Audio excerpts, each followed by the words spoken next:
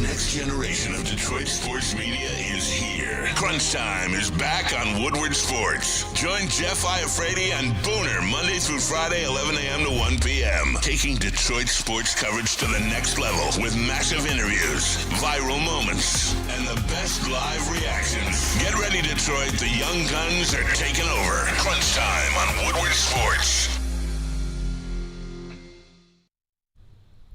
We're back. It's Crunch Time here on Woodward Sports on a Monday, August 17th. We are back. Friday we were out. We were at D-Mac's golf outing.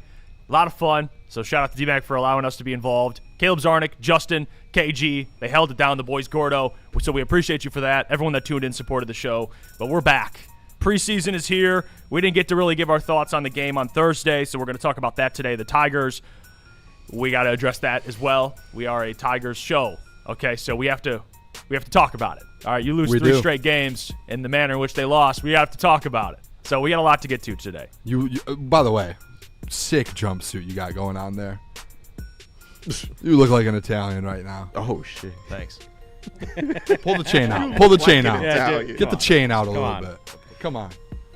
Chest hair show. Oh, forgot the chain. Oh, my There's God. a chain on you right Oh, now. I always got two on me all the time. Oh, he's got Now one. say something Italian. I always got two chains, but one of them's at home. So we got one today. So I'm off. You know, hey, it's just I got tea with I've never seen you rock that before. with honey in it.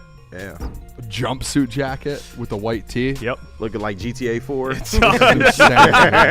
Roll big. GTA, Nico all shows it. business. What are you up to? You're up to something with that jacket. Well, it's football's back, you know. So we got to see some preseason football on Thursday. We were at Art and Jake's. It was a lot of fun. And, the Tigers, obviously, there's some negative there. We'll talk about that. Maybe some positive. I know that the morning show today talked a lot about it. Oh, you knew the tone was going to be A thick lot of this morning. negative. You When knew they that. when they lose series, there's negative. When they win series, there's negative out of that show. So you'll never get a positive thing to come out of those guys' mouths. Shout out to the fellas, though. By the way, in the chat, Woodbot asked, "Would you guys shoot at the outing?" We did shoot. We actually shot well for our crew. Neil ruled. For people who don't know, Neil was supposed to be on our team. Knee injury. Out. Night before. He was ruled out right before. So as soon as we showed up to the event, he goes, "Hey, boys, I'm out. I have a knee injury." And we played, and we had a 7 under. Yeah. We were 7 under. I didn't think that was bad. Bombers team and their team, they were 9 under with Spenny, and they had, like, legit good golfers on their squad.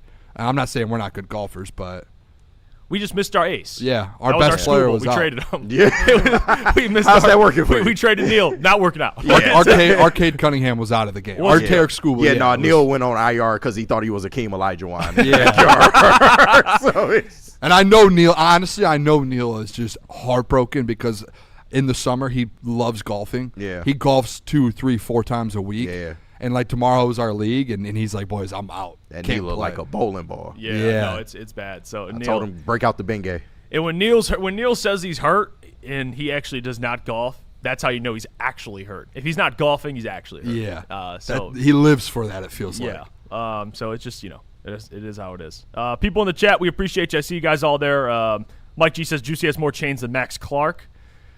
Yeah, but I got 2 chains like Max Clark, but not the same evaluation or the same. You take our chains of jewelers. Valuation. Yeah, valuation. Yeah, take our chains of jewelers. Max Clark's whooping my ass, dude. I mean, that's just how it is.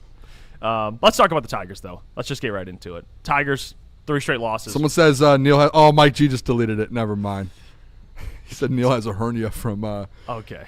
from something.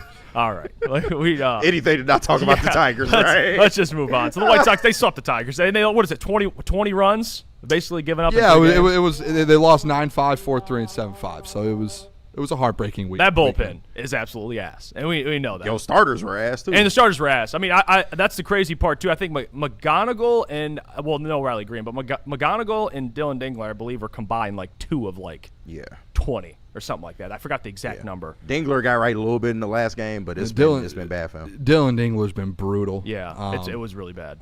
Honestly, I'll say this, too. I know people probably like, Booner, where are you at? You're going to jump off. I'm not jumping off this bandwagon anytime soon. I'm on this thing. And I still believe that this team's going to make the playoffs. Now, I did consider in a second I'll have a conversation with Caleb, man-to-man. Me and him will have a conversation about where he stands on this boat. I will just say this. I think for the Detroit Tigers, like, you have an opportunity to go out there. You're at home. not to obviously take the division as a whole, but at least make this thing close, give it a chance. And if you win 1-2 games this weekend, you're still kind of right in that wild card. I mean, you're still in the wild card race, but at home, guys, like, all I could say, honestly, it was an embarrassing performance. That's all it is. I don't think there's anything else to it. It was just embarrassing. And for someone who's been on the Tigers' side, who has stood up for them, I did not have fun. Sean came in this morning, walked right into the office, and he looked at me and goes, "Booner, are you having fun?" And I will say, "Sean, this weekend I did not have fun. Like it was the opposite of fun." And the craziest thing about it, like, you should have won 2 of those 3 games, right? Like, you should have. And that's where this team's at. It's like, dude, these are games you have to win, and you're leading in 2 of those 3 games. And your bullpen and your even your bats kind of crunch time, no pun intended, don't step up. Yeah. And it's like, heard that before. Man, like it's tough. Now I will say this, positive side of this. People might not like this. Here we go. But since the All-Star break, I wrote these stats down. You have played in 9 series. You've won 6 of those 9 series. Mm-hmm. You pushed 1 of those series, and you've only lost 2 series since the All-Star break. So, and this is one of those series you've lost. Now, is it heartbreaking because you got swept? 100%, and it's the Chicago White Sox who lead your division. But for the people who are like, well, you have to win series, like I heard people today being like, we have to sweep now. And you do not have to. You just have to continue doing what you were doing. And you have now 9 series until you play the Chicago White Sox again. You have to stay in this thing. Like, you have to win 6 of those 9 series again. Just like the last 9 series, you went 6 for 9. You got to do the same thing leading up to that Chicago White Sox series. Are you going to win the division? Probably not.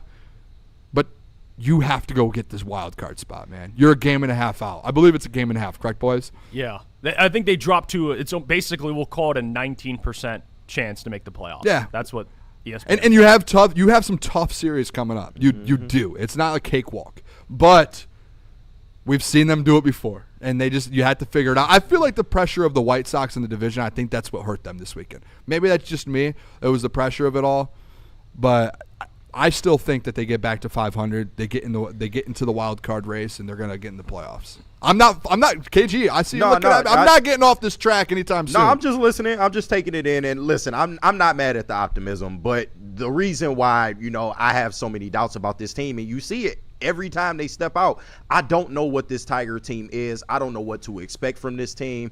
The starting pitching has been great for the last 2 months, and then when you absolutely need it, you go out and give a performance like that. The offense, I can't necessarily be mad at the offense, but once again, clutch runs, they are not normally good in that category. And it's just one of them things where you look at the wild card landscape, and the only thing working against them is just it's a lot of teams with similar records that are just right there. You're looking at Baltimore 61-63, the Rangers 61-64, Toronto 61-65, of course the Tigers, but then you got Minnesota 60-65 right behind you, Cleveland as well. It's just if you don't begin to just really hammer down and decide, okay, we're going to get back over 500 and we're going to make a push over this thing, you're going to lose traction. It just is what it is, but it's unfortunate. It's just unfortunate. I thought that they would deliver at home in terms of winning home series. They haven't been that good as well, and they couldn't get it done.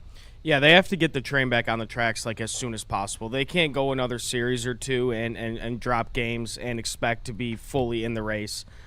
This was incredibly disappointing, especially because right when I decided to come back in, the Tigers fuck me. Yeah, like Caleb, always. Real quick. We could do this. We'll do it. Fine. Me and you, man to man. Fine. We might have to kick you off this thing.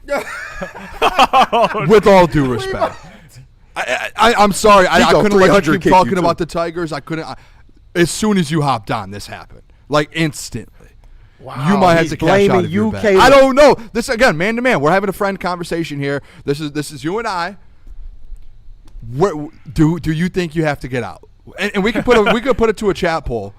He got laid off on your day. But I think this is a fair conversation because as soon as you hopped back on this bandwagon, and I would say we opened you with open arms, but as soon as it happened, this thing fell off the rails instantly. This is how he repays you. Listen, again, man to man, friend to friend. Listen, when you tell your friends, hey, when there's something going wrong, hey, when you need help with something, that's all I'm doing here. I'm not trying to throw you off. I'm having a conversation. Do you love the Tigers? Do you think you need to hop off to help them? Like, you could be the catalyst of this thing. If this was like in a zombie apocalypse, they essentially took you into their camp and now they're kicking you out because you ate too much food. This is basically what's happening. And look, I'll say this: I don't want it to be up to Booner, so I'm going to leave it up to the chat because I do love this team.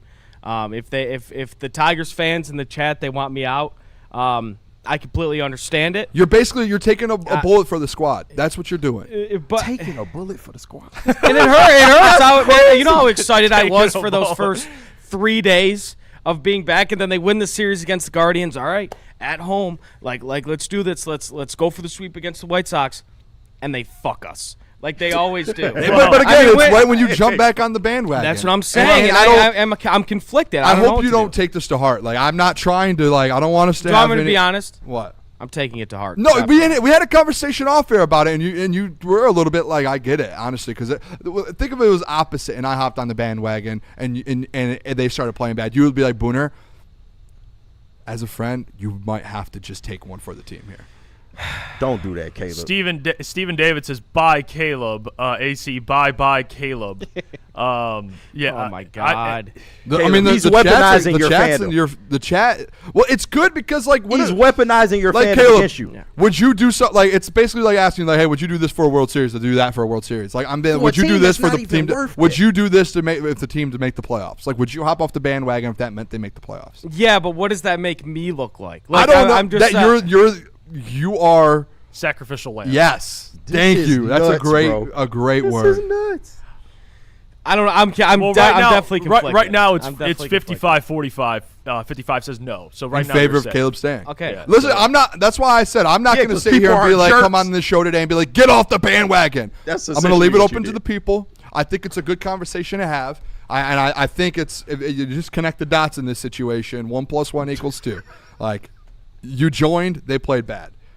I don't know how else to say it. As a friend, it's like, this is tough. No, I mean it's your fault that the Tigers are bad. I guess so. That's the way it's sounding. But the people want some blood. We're looking for someone. They're looking for someone to They're blame. taking you to scapegoat. Don't blame me.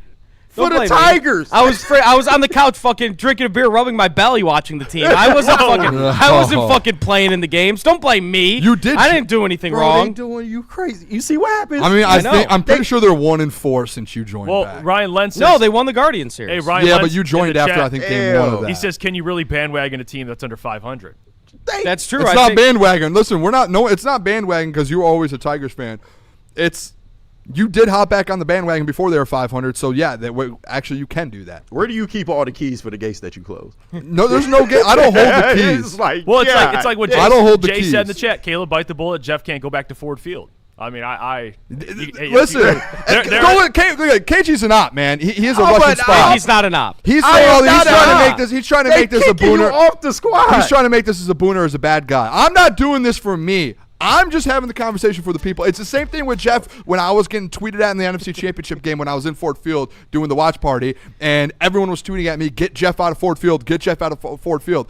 I wasn't kicking Jeff out of Ford Field.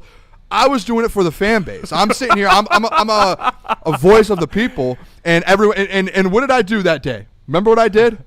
I had probably every section in Ford Field looking at me like, who is this crazy guy that drinks the Kool-Aid? Because I'm screaming at Jeff at the top of my lungs while the 49ers are coming back. Get the hell out of the stadium. I was literally like screaming at him. And people were like, is this guy okay? They thought he had like a stalker. Yeah.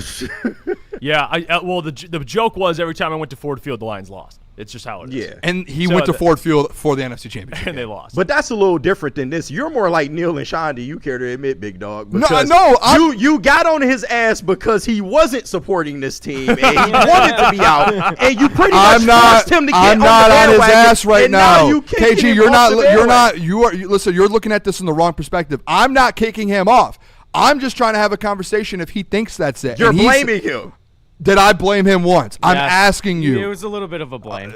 So guys can't ask questions anymore. You got to listen. You got to open your ears and listen. I'm not blaming. I'm listening. I asked you. I said man to man as a friend. He's an op. He's a big D op. I'm an op. He is a Russian spy from the big D country. I'm asking you as a friend on this show. I'm asking you as a friend on this show, where did we stand on that? I didn't say this is all on. Did I come in screaming today, people? No. Okay, so what are we sure talking didn't. about here? I could have screamed saying, get the hell off this band. I did not The fact do that you quieted her, that makes me more nervous. No, I'm asking as a friend and as someone that's on the bandwagon. Can I ask you, do you want me to leave? Do you want me to get off the bandwagon? I'm Yes living or the- no? Yes or no? Yes or no? No, I don't. No, okay. But I'm putting it up to you and the people. Like, I think it's a fair thing. You hop back on, and this has happened. Look, the people. Like, people like, I'm salty. Booner flip-flops more than most. I'm not. I'm still on it. I'm just asking if he's the reason why this what is the happening. Well, Tigers 58% say no. N. They say no. We got to keep this going. We only have 50 votes. Look what the Tigers do with us, y'all. I think I'm sticking around. I mean, I think that's what I'm going to do. If the chat says 58%, look, I will die for this team. Wolf of Wall Street. I ain't leaving. I ain't fucking leaving. Look what a below 500 team is doing to us, dog. Like, Yeah, no, it's it's not actually- even worth it. It is diabolical if you really It's think crazy. about it. Like- Yeah, there's no other franchise has done this. Stephen Davis said Booner's totally fair this time. Listen, again, this is where KG is brainwashed by Big D. Yeah, I am sure not telling you to get off. I'm having a normal conversation as a fan and as a friend. You've never sat in like the basement watching Tigers with the boys, and you're like, "Hey, we had to have this conversation, man." Like, that's all it is. I'm not yelling. we gotta have this. I could have came in this morning He screaming. tried to take you round back, bro. Like old Yeller. Like, he just tried to put you down. It's crazy. Okay, and you're going, yeah. Because it feels It's like clear you're, as day, it feels bro. like you're trying to Let's go push me break. off. It No, feels like you're let's go trying to to push break. me off. This is ridiculous. It Don't feels like turn you're your trying back. to push me Don't off. turn your back. He'll Caleb push you right Zarnik. off. It's Judgment Day again. I guess we're bringing it It's back. Judgment Day again. I- For you being a fan, it's crazy. So we're back in the mix. The That's people. not it. They're saying things that I'm not saying. By the way, Putting words in my mouth. We got some super chats I do want to read before we go to break here. Dante, appreciate the $2. Says, hey, Jeff, can you say, hey, Nico, want to go bowling? Tom on GTA 4. Tev Sauce, appreciate the 5. If the Tigers miss the playoffs, a small part of me will be excited so I can dunk on Booner in the chat. KG knows ball. He was right all along. So we're saying if they miss the playoffs, you're going to dunk on Booner in the chat. Whoa. Yes, Tev Sauce, yes, you will I've be been allowed to do dunked that. on before in real life, so cool. Dante, appreciate the 10. Me and Caleb are the only Rakestraw defenders, gatekeepers. So El Slappo and KG and everyone else who ish on Rakestraw don't ask for it to get on the bandwagon. Shout because out. of Hey, you know what? That's Shout fair. out. That's fair. Rakestraw Shout out. Show. for I've been CB2, on it. CB3. Okay. Shout out. That is fair. The Purple Prince, Booner, you called Caleb the sacrificial lamb like 5 minutes ago. I said that he could be. Like, that's the conversation That's we're having. crazy. It's not crazy. That's a real conversation. I thought we were enjoying the ride. You making fucking fan decisions over here. Fucking No, trying see, to this kick is people where off bandwagons. this is getting out of control. KG's putting I narratives. thought we in was my enjoying. mouth. I thought we was having fun watching this team. That's what I thought. KG's putting things. He's making things up. Shift at says this point. Caleb heel turn needs to happen for the better. No, It's in the for real prophecy. shit. Real shit. This is why he was going Caleb to get on Heel. Bomber's team today. He was quick for that. Yeah. Wasn't he? Let's get to break. Let me tell you about our friends over at Planet Fitness, because Planet Fitness has over 60 locations throughout Metro Detroit, so they're always close to you. The Planet Fitness High School Summer Pass is only around for, 2 more weeks, August 31st, so get involved. If you're a teen or know a teen, 14 and 19, that can work out at Planet Fitness, they can get in for free all summer long. Register online at planetfitness.com. Dan Campbell is in redemption mode. No, make no mistake. It's not revenge he's after. It's a reckoning. And Woodward Sports is here to cheer on the Detroit Lions every snap. Don't miss a moment of Detroit Lions coverage. Follow Woodward Sports on all social media platforms now. Woodward Sports, let's go. Don't tell anyone, but I'm actually a baby. I came in with my mom. Next thing I know, I had a desk. But Feldman's deals are so good, even I can sell them. Right now, get this 2026 Silverado for only $179 a month. Great, another great deal. Looks like I'm working past nap time. Feldman Chevrolet, Michigan's #1 Chevy dealer.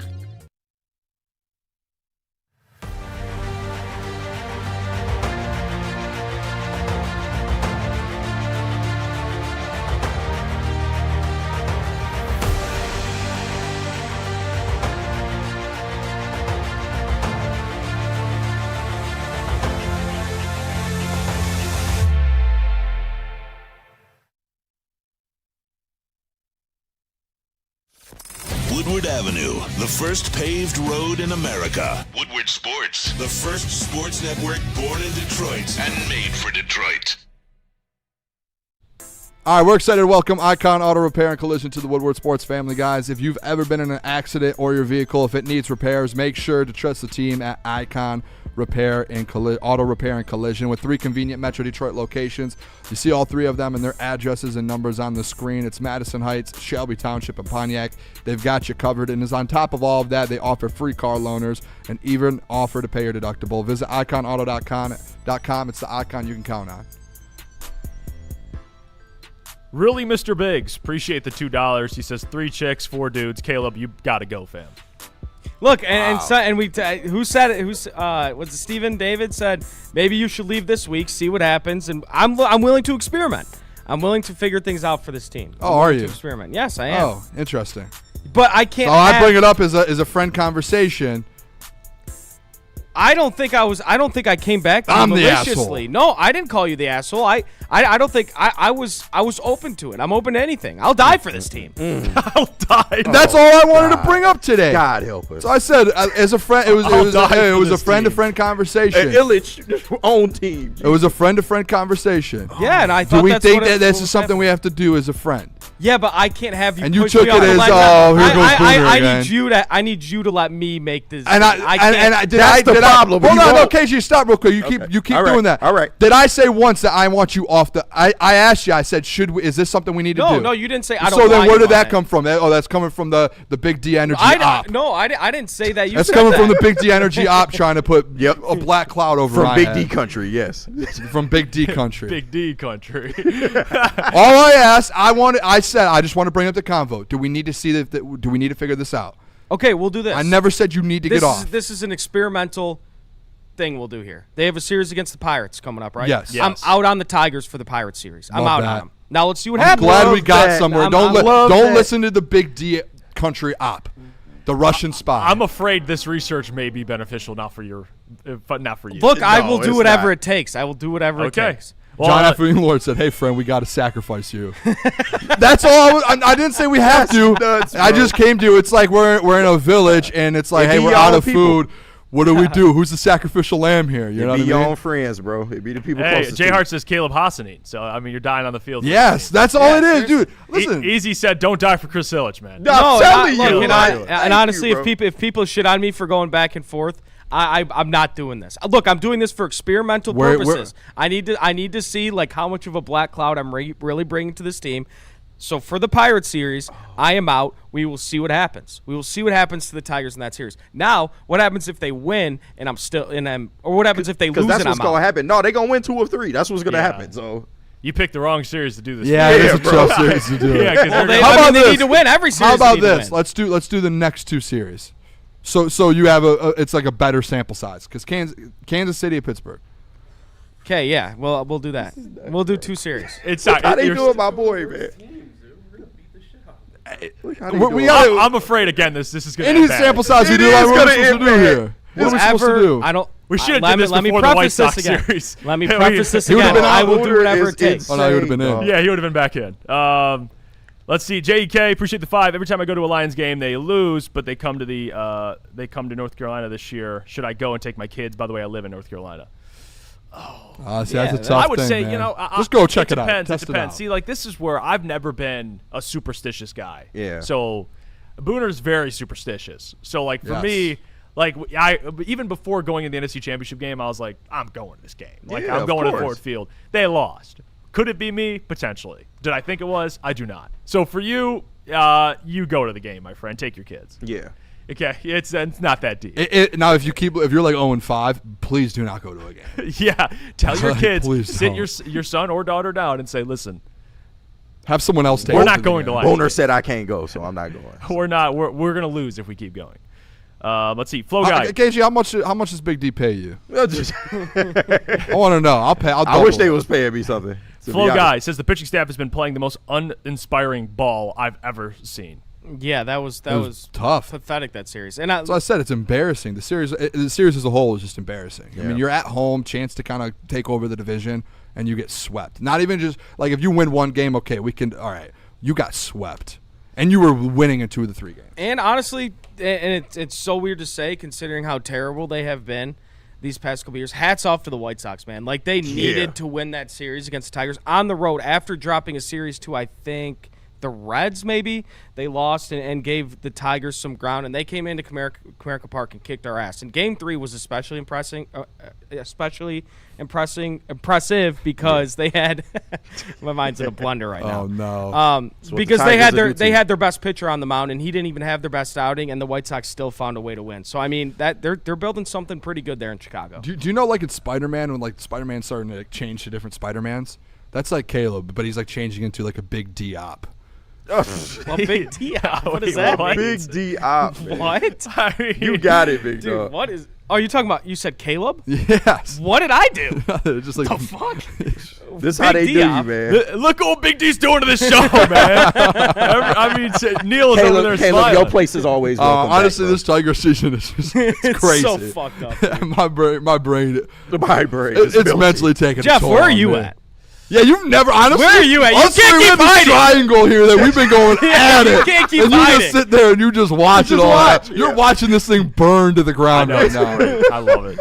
Well, I had the conversation. Like, I'm with Booner. I've been with Booner on this too. Like, I was having fun until this recent series, obviously. But I'm with Booner on this. I've been consistent about it. I mean, we went to a Tigers game weeks ago. We got him. And I was like, you know what? I love this. I'm having a blast. Now, does it change the fact that we had higher expectations before the season? No, it doesn't. But I think where I'm on your side, and we've talked about this, is like our expectations have shifted a little bit. Yeah. Now it's about making the playoffs, and the team was winning. They've been fun to watch. So, like, yeah, like I'm still in. I'm still all in. Now, if they miss the playoffs, we're gonna have to sit up here and be like, hey, Hand up. We're a hand up show, are we not? yeah. Yes.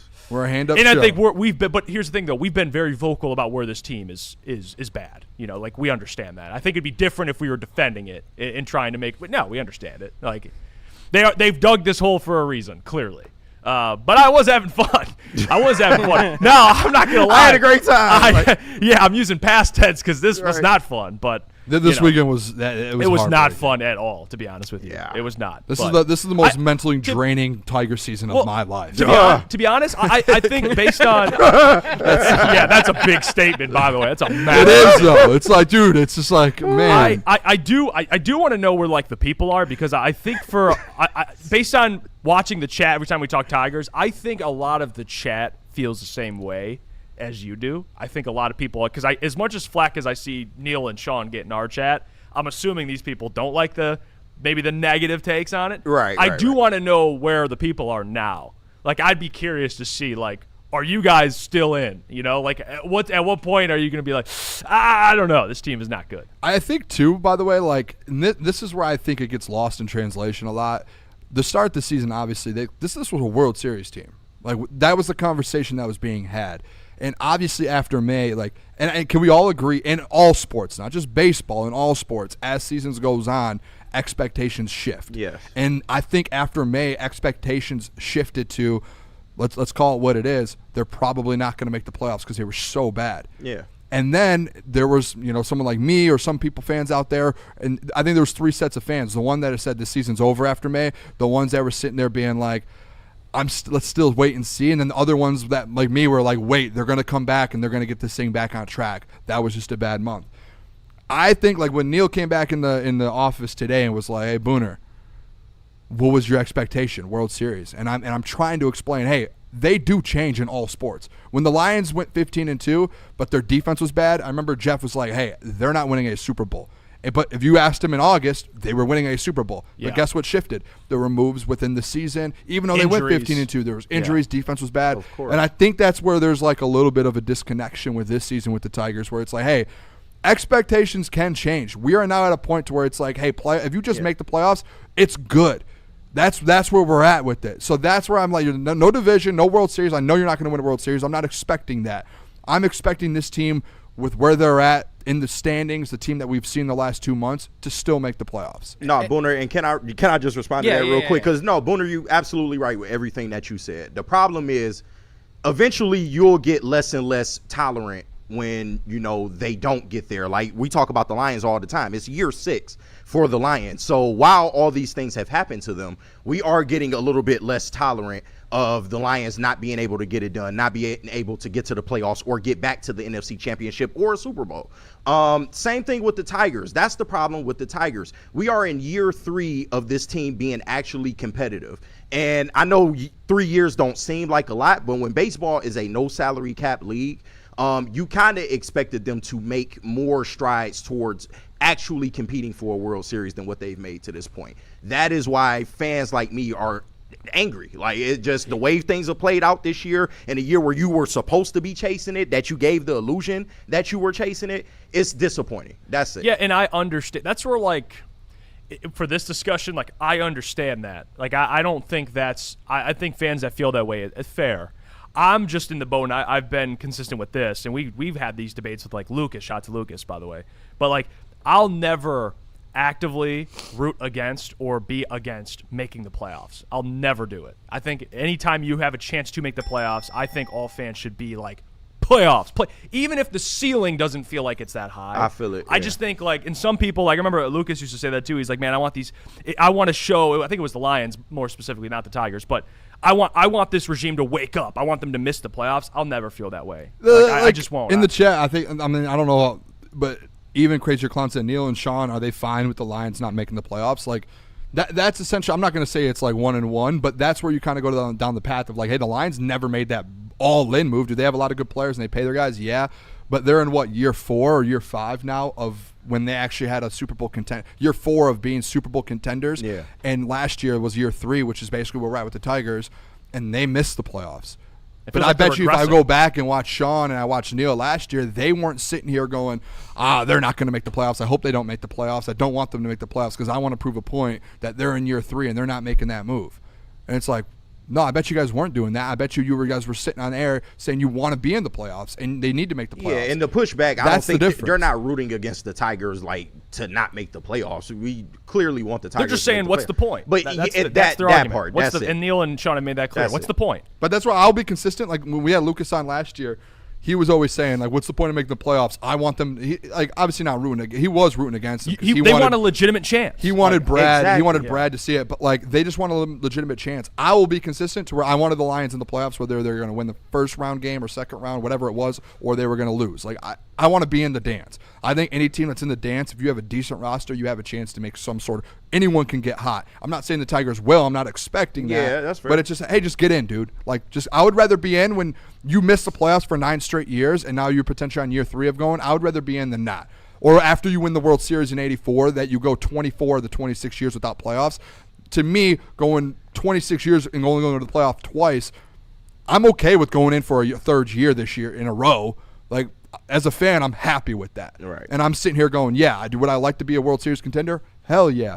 I would also just like to be in the playoffs, too. Yeah. Now, one thing, too, I want to preface, and I think, Booner, you would agree with this, and KG as well, it's that when we're saying, like, that we've changed the expectations for this team, like, halfway through the year, that's not giving Scott Harrison, Chris Ilitch, like, accountability. Yeah, that's not – I guess it's like we're not, letting them – God, I can't think of the saying. You feel like it's letting them off the hook? Yes, it's not letting them off the hook. That's not what I'm saying. We're changing the expectations as fans almost to keep us sane because now we know this team's not a playoff team. But us moving the expectations for this team isn't letting Chris Ilitch and Scott Harris off the hook because they thought this was a playoff team and they were wrong. So I get that. I understand that too. Callie Meck says Jeff Flavor Flav called. He wants his clothes back. Oh my God, it's not that bad. Relax. You know what? Let's go to break. Let's get the hell out of here. Tell us about Buddies, Caleb. Lions coming up. Let me tell you about Buddies. Serving it up since 1946. Buddies is the original Detroit-style pizza with 20 locations across Michigan. There was always a Buddies near you. Right now, you could get $10 off your $50 order, $50 or more. For dine-in or carry-out by using new promo code WWS26. That's WWS26. Find a location near you or order online at buddiespizza.com. We don't like to brag that we are the toughest sports network in Detroit, but we do have a guy named Darren McCarty on our side. Woodward Sports.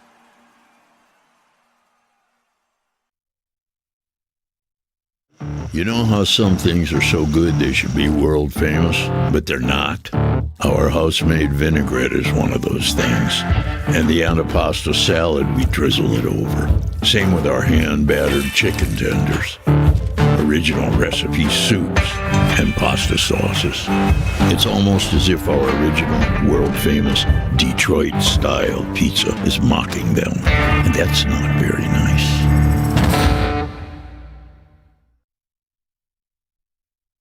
I hate to tell you, energy drinks, but you're about to be crushed. Thrive nootropic energy pouches are here to change the game by delivering steady, focused performance in a clean white pouch for a fraction of the cost. And unlike other brands, Thrive comes from an American company that's been leading the way for over 30 years. So stop drinking gut rot energy drinks and why don't you thrive for a change? It's just better.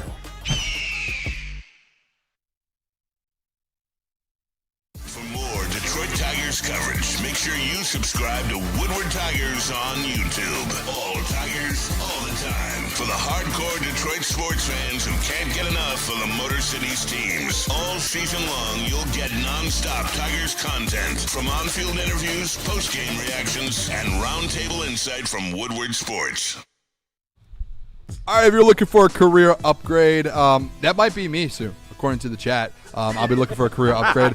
Check out Mortgage Pros, the #1 mortgage broker to work for in the entire state of Michigan. We get to see their incredible company culture out at their annual block party. It's incredible. The Braylon show was there. It was a fun time. And they have 4.9 stars on Google with over 4,000 reviews, guys. Their reputation speaks for itself. So if you are looking for a new job, go to Troy today and Mortgage Pros and call them at 248-416-1361. It's Mortgage Pros. Let the pros handle it. We're back. It's Crunch Time here on Woodward Sports. We appreciate you guys tuning in. The comments are flooding in. Jay Hart says, LMAO, my boy Jeff is dressed like mobster on a Saturday at the kids' soccer game. Do you have a meeting or something Batman today? says Jeff needs a slingshot. I saw a lot of slingshots this weekend. Shout out. We moving Marcus with the slingshot. Yeah, that's crazy. Polaris, give us a call. Profile surfer, actually. Not prolific. Profile surfer. Booner should work at the zoo. What's wrong with that? Yeah, what's wrong with the zoo? Like, plenty of people work at the zoo. The zoo is sick, dude. Yeah. Feed the lions. That's where you go right away. Oh, Feed dude, the it was lions. sick. Let's get to some Detroit Lions. We didn't get a chance to kind of recap the preseason game last week. I know the Lions, they lost that game. Who cares? Do not care at all. What I look at in the preseason personally, I've always been like this. Maybe early on, you're a fan. And before I was in this industry or just watching preseason, you think all this shit actually matters. But once you get down to it, it's about evaluating players. That's what I look at. Evaluating players, not scheme, because no one's doing anything. The only time you'll see maybe an offense have like scripted plays is if like a rookie quarterback starting and they want him to look good. Like, that's the only time. Like, I bet you the Rams with Ty Simpson, they scripted some of those plays to make them look good. Typically, it's all vanilla, okay? It's how preseason is. It's all vanilla. So, for me, watching that game, I'm looking at the offensive line. I'm looking at Seth McLaughlin. I'm looking at Ennis Rakestraw, Ahmed Hassanin. And there were some takeaways. I mean, I'll say this, like, on offense, the thing that surprised me the most, to be honest, and we did see a clip of him making a play against Caleb's boy, but it's Isaac Tesla. Like, that was kind of something we've been talking about already heading into the game, and 3 targets, no catches. One of them was between his hands, bounced, I think, off his chest for an interception. Face mask. It's kind of face mask. Off excuse the me. face mask. It's been a slow start for Isaac. I know he did have a really good contested catch over Ennis Rakestraw, but it's just been one of those sophomore slump camps for him. I mean, this was the guy we all talked about with Kyle Allen at quarterback last preseason, consistently making plays. So I don't even think it's like, oh, well, he didn't have much at quarterback. No, he had opportunities. He just couldn't make the plays. So, like, that's what I mean by, like, player evaluation is like, okay, Isaac, am I worried? I'm not going to say, like, the guy's going to fall off a cliff or anything, but slow start for him. But overall, I thought there was a lot of the guys on defense that you could probably take away and point out, for sure. Yeah, that was real where the quick, most of the positives with the really Isaac came from. Tesla thing, the one thing I'm not worried about is, like, one thing we know with him is he can catch. Like, we saw the plays last year that he made, the touchdowns, those grabs. Like, we know he can catch, and I know it was a little worrisome in the preseason, the fact that he dropped 2 passes. that wasn't even something I'm looking at with him. The thing coming out of camp with him was like him coming out of his breaks, him coming off the line. Like those are the things where it's like, hey, he was struggling with, and Dan talked about. I know at the end of the day, guess what Isaac Tesla's going to do? He's going to be able to catch the rock. Like he has some of the more reliable hands over the last year or so for this team. Obviously, you have Amon-Ra. But that was one thing when I saw those. Was I disappointed? I was like, dude, you got to be locked in. It's a preseason It's all game. mental. Yeah. It is. And I think he knows that as well. I read Colton Pouncey did an article on Isaac Tesla. He watched just him all practice, and he was making catches the other day. Like, so he bounced back. He was able to kind of push that in the back of his head, say, hey, I'm going to forget this preseason game, move on, and I'm going to go out there and make plays in practice. Now this weekend, like Saturday, I do want to see him make plays. Right? Like, and I don't think he's going to go out there and drop passes. I just don't think that's what he is. I think he can go out there and make those catches. Preseason game as a whole, I will say, guys, I liked it. There was not, outside of maybe that, there was nothing that I was like very, very concerned about. The only thing that I brought it up when we were doing the watch party was the undiscipline of penalties. Yeah, and that was something. Gonna happen. Yeah, and that was something Dan said. Dan was like, hey, it is preseason. He was a little kind of pissed off about it, and he just said like, we want to be able to work on the actual football side of things. So when you go into a preseason game and you have like 20 penalties, like those are things that now we have to take time to work on. And we have to be like, hey, you got to be disciplined when it's like, hey, we want to be working on the trenches. We want to be working on your footwork, this, that, instead of having to be like, hey, stop with this hold. Like that's stuff that it's like in the NFL, that's 101. Like, yeah, you can't hold a guy. Yeah. You know, so like there are just things like that. That was the only thing I think negative really out of the preseason I took away. Outside of that, I thought there was a lot of positives to come out of it. I actually was looking at the roster today. I was trying to figure out like where are these battles. I know we have a whole segment about position battles. I think there's only like maybe 5 or 6, maybe 7 players that's really fighting for spots. I think this team, honestly, this roster's starting to come into form. Mm-hmm. And I think after this preseason, I know it's preseason game 1, people are going to be like, Booner over. I think it's fair. Like I think they have dudes on this roster to where you're like, hey, there's only a handful of battles that really, really matter now. Yeah, I mean, Luke Altmaier, he looked like a rookie. I mean, he was 13 of 22, 130 yards, a touchdown, 2 picks. Like, he looked like a rookie. I mean, it's what Dan Campbell talked about. I know people are excited, and I do like Luke Altmaier, but I think you watch preseason, you're like, okay, this guy needs more time. He does. I mean, definitely. He's averaging like 5-6 yards of completion. Josh Dobbs came in, by the way, looked like a pro. Way better. Yeah. One drive, and then Dan was like, we just wanted to get him in for a drive or two in the first half. Came in. Pro out, and I think Josh Dobbs is your quarterback too. No question. Yeah, no question. Luke needs more time. He's, and I think this is where you just give him the rest of the preseason. I think you just give Luke Altmaier all the run you can. It doesn't hurt, doesn't mean anything.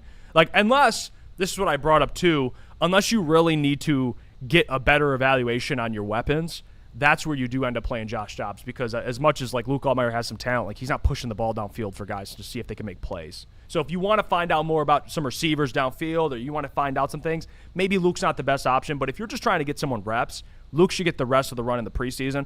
I'll also point this out. Like Jacob Saylor's very impressed with him. I know he's hurt right now. They signed another running back, but it feels like he took a jump. I mean, last year he was playing special teams for them, and he didn't really get a lot of run, but it seems like they really found their RB3. I mean, no doubt in Jacob Saylor's. The whole thing, the Sione Vaki situation is the most interesting one because he's always hurt. He is back at camp. I saw he was taking reps yesterday.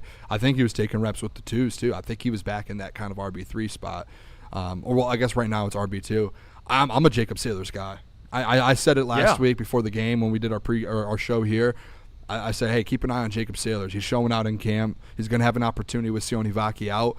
And he showed up and showed out. 7 yards a carry. Yeah. I mean. He had a hell of a game. I know he had a little injury, I think, though.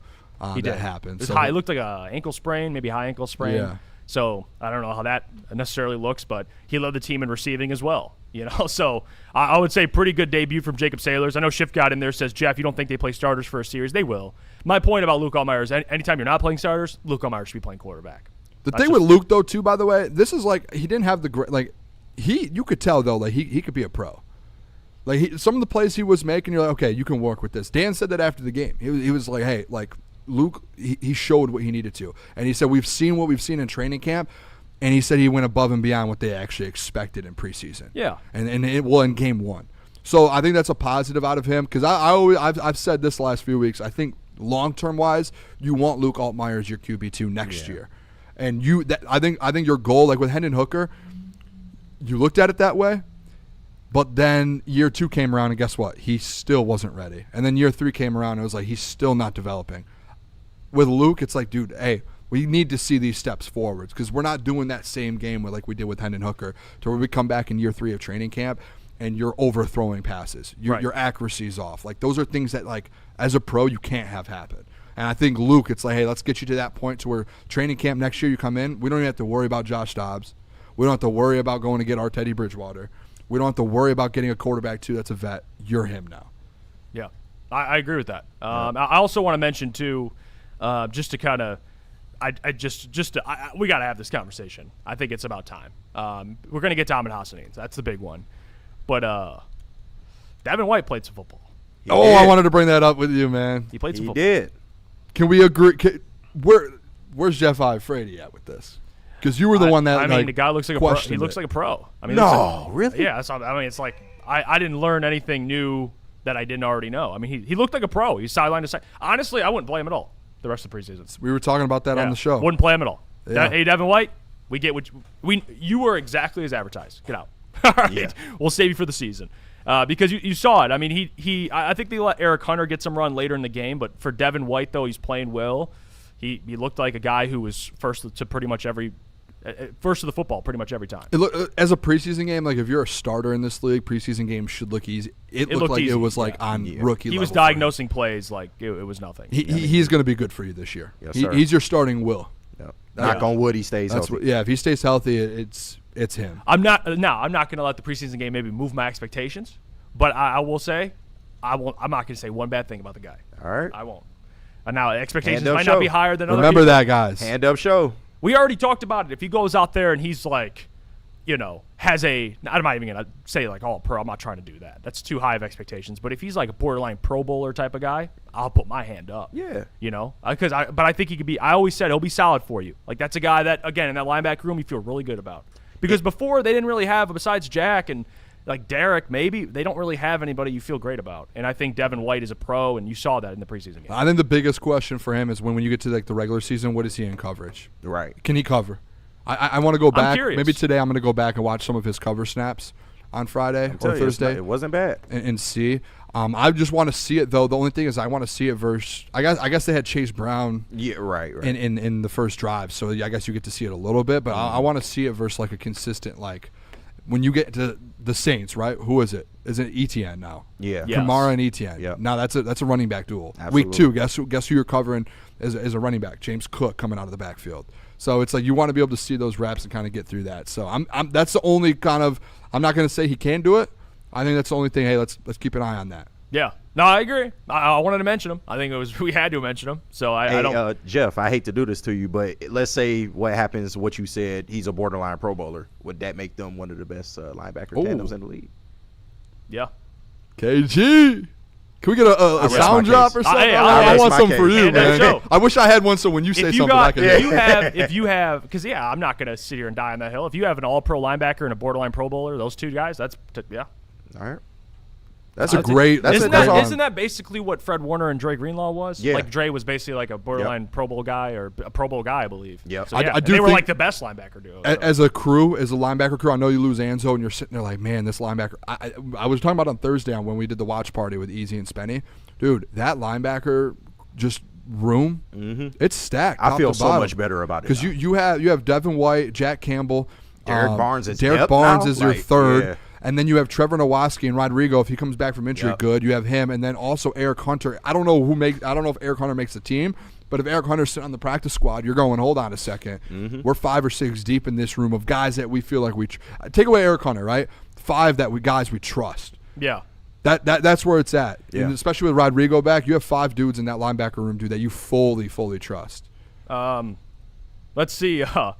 Batman, appreciate the $5. He says, Cat's shitbox needs to be booted out of helicopter in Minecraft. Okay. Damn. Okay. Brandon Katz making friends in the chat. Let's take a break.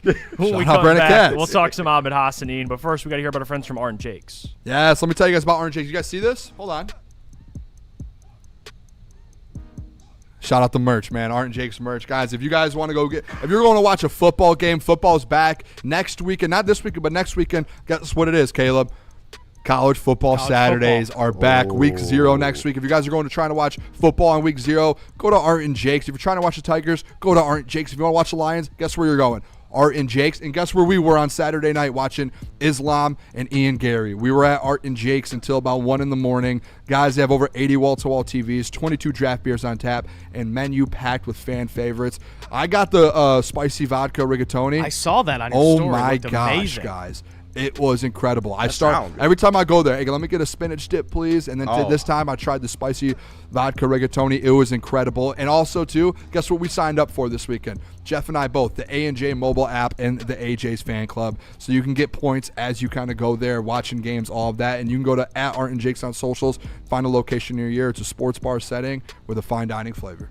Building a whole combat sports enterprise in the heart of it in Detroit, and that's what I think is the coolest. I think with opportunity, right? Like you said, maybe you like to punch people in the face for real, and you know, you want to be a boxer, and you have an option there. Maybe you don't like getting punched in the face, and you want to make, you know, you like the theatricals and the storylines, and so you have an avenue here. Maybe you start at one and then want to change to the other. I don't care. I just want you in the building and know that you have some place to go to explore that. Just having the ability to, what do you want to do and how do you want to do it to the best of your ability? And, you know, it all starts with the kids.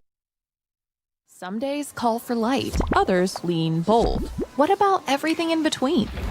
All Day IPA, the easy choice for every day. Citrusy, crisp, refreshing. Flavor you can float with. Light on the hops, big on refreshment. One's great. 2, even better. Brewed with you in mind. No shortcuts, no fuss. Big on flavor, never too much. All Day IPA. Hop into easy. Planet Fitness now has even more best-in-class strength equipment. Join today for $1 down and save. We're stepping it up. We're not slowing down. Finding new faith, new focus. Love that new equipment smell. So, you in? Join the club today. Save when you join for just $1 down, $15 a month. Planet Fitness. We're all strong on this planet.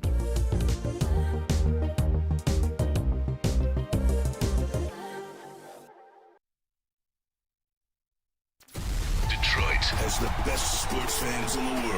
That's why they deserve the best sports coverage in the world. We are the Woodward Sports Network.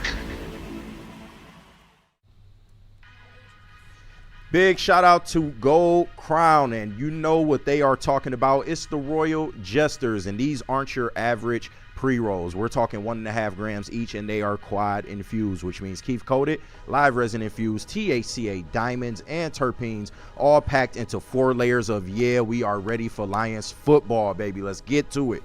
Michigan made, top tier, no shortcuts. Next time you're at the dispo, don't think, just ask for the Royal Jesters, because if you're going to smoke, smoke like royalty. We're back. It's Coach here on Woodward Sports. Batman Easy My Robin says, damn it, Juice, you say my whole name, Easy can eat chicken wings. I don't know. So Easy's your Robin. Is that what your name says, basically? Batman Easy My Robin. What is this? Batman Easy My Robin. Okay. So you're Batman and Easy is your Robin. All right. Wow. You got it, big dog. Let's get to Ahmed Hassani. Is that Easy's burner? It could be. I think I love this account. So shout out to you. Let's get to Ahmed Hassani. All right, so he had 2 sacks in the game against the Bengals, and of course we were going to talk about him. I know the guys got to talk to him on Friday, or talk about him on Friday, but we have to talk about him. 2 tackles for losses, 2 sacks, 2 quarterback hits, 4 tackles.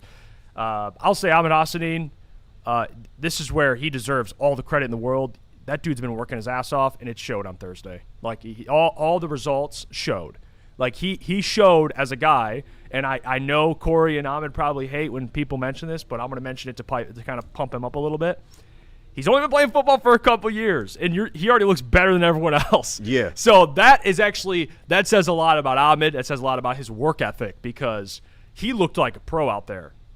And credit to Kelvin Shepard, too. They set him up a lot. They did some stunts, and they got him in positions to succeed, and he got after it and took advantage of it. So there's definitely a role for Ahmed Hassani on this team. I'm excited for him. I know you mentioned it before that, once you get past Aiden, once you get past DJ Wanham, once you get past Derek Moore, that Ahmed Hassani's that guy, right after those guys. I wholeheartedly agree. And I think I said this too, like the coaching staff kind of put him in that big edge role perfect fit for him too. Doesn't have all the bend, but he doesn't need to because his strength is power and relentlessness and high motor, and he makes guys quit. Like sacking Joe Burrow is a hell of an accomplishment for a guy like Amon, man. Like, he manifested it. He manifested it. He said he was going to do it and went out there and did it. So I'm pleased with him. I think he should still get run in the preseason. I know he got hurt last preseason, so maybe people will be more hesitant to do that. But I think it's good reps for him to get before the regular season, considering he missed all of last season, basically. So I'd still give him run. But just in terms of skill, he looks like he's ready to contribute. I don't know in what capacity, but he will be out there this year for you. And I think you feel really comfortable about it. I think, too, like Dan was asked about him again the other day. And the one thing that I took away, Dan had a whole thing breaking him down. The one thing that I really was like, hold on a second. Dan was like, he belongs. Yeah. And like he looks like he belongs, and he showed that he belongs. And I think that's one of the biggest things, especially for a guy. What round did he get picked, guys? Round six? Yeah, so for like a fifth, sixth, seventh rounder undrafted guy, there's always obviously like we know Ahmed and his brother. Like obviously in our minds we're like, yeah, he belongs. But you have to go out there and prove it, right? Like when you're a late draft pick, you have to go out there and put it on the field for people to look like, oh no, he does belong. And I think he did on Thursday. And I think last year, he had a sack last year before he got hurt, and he looked good last year before the injury.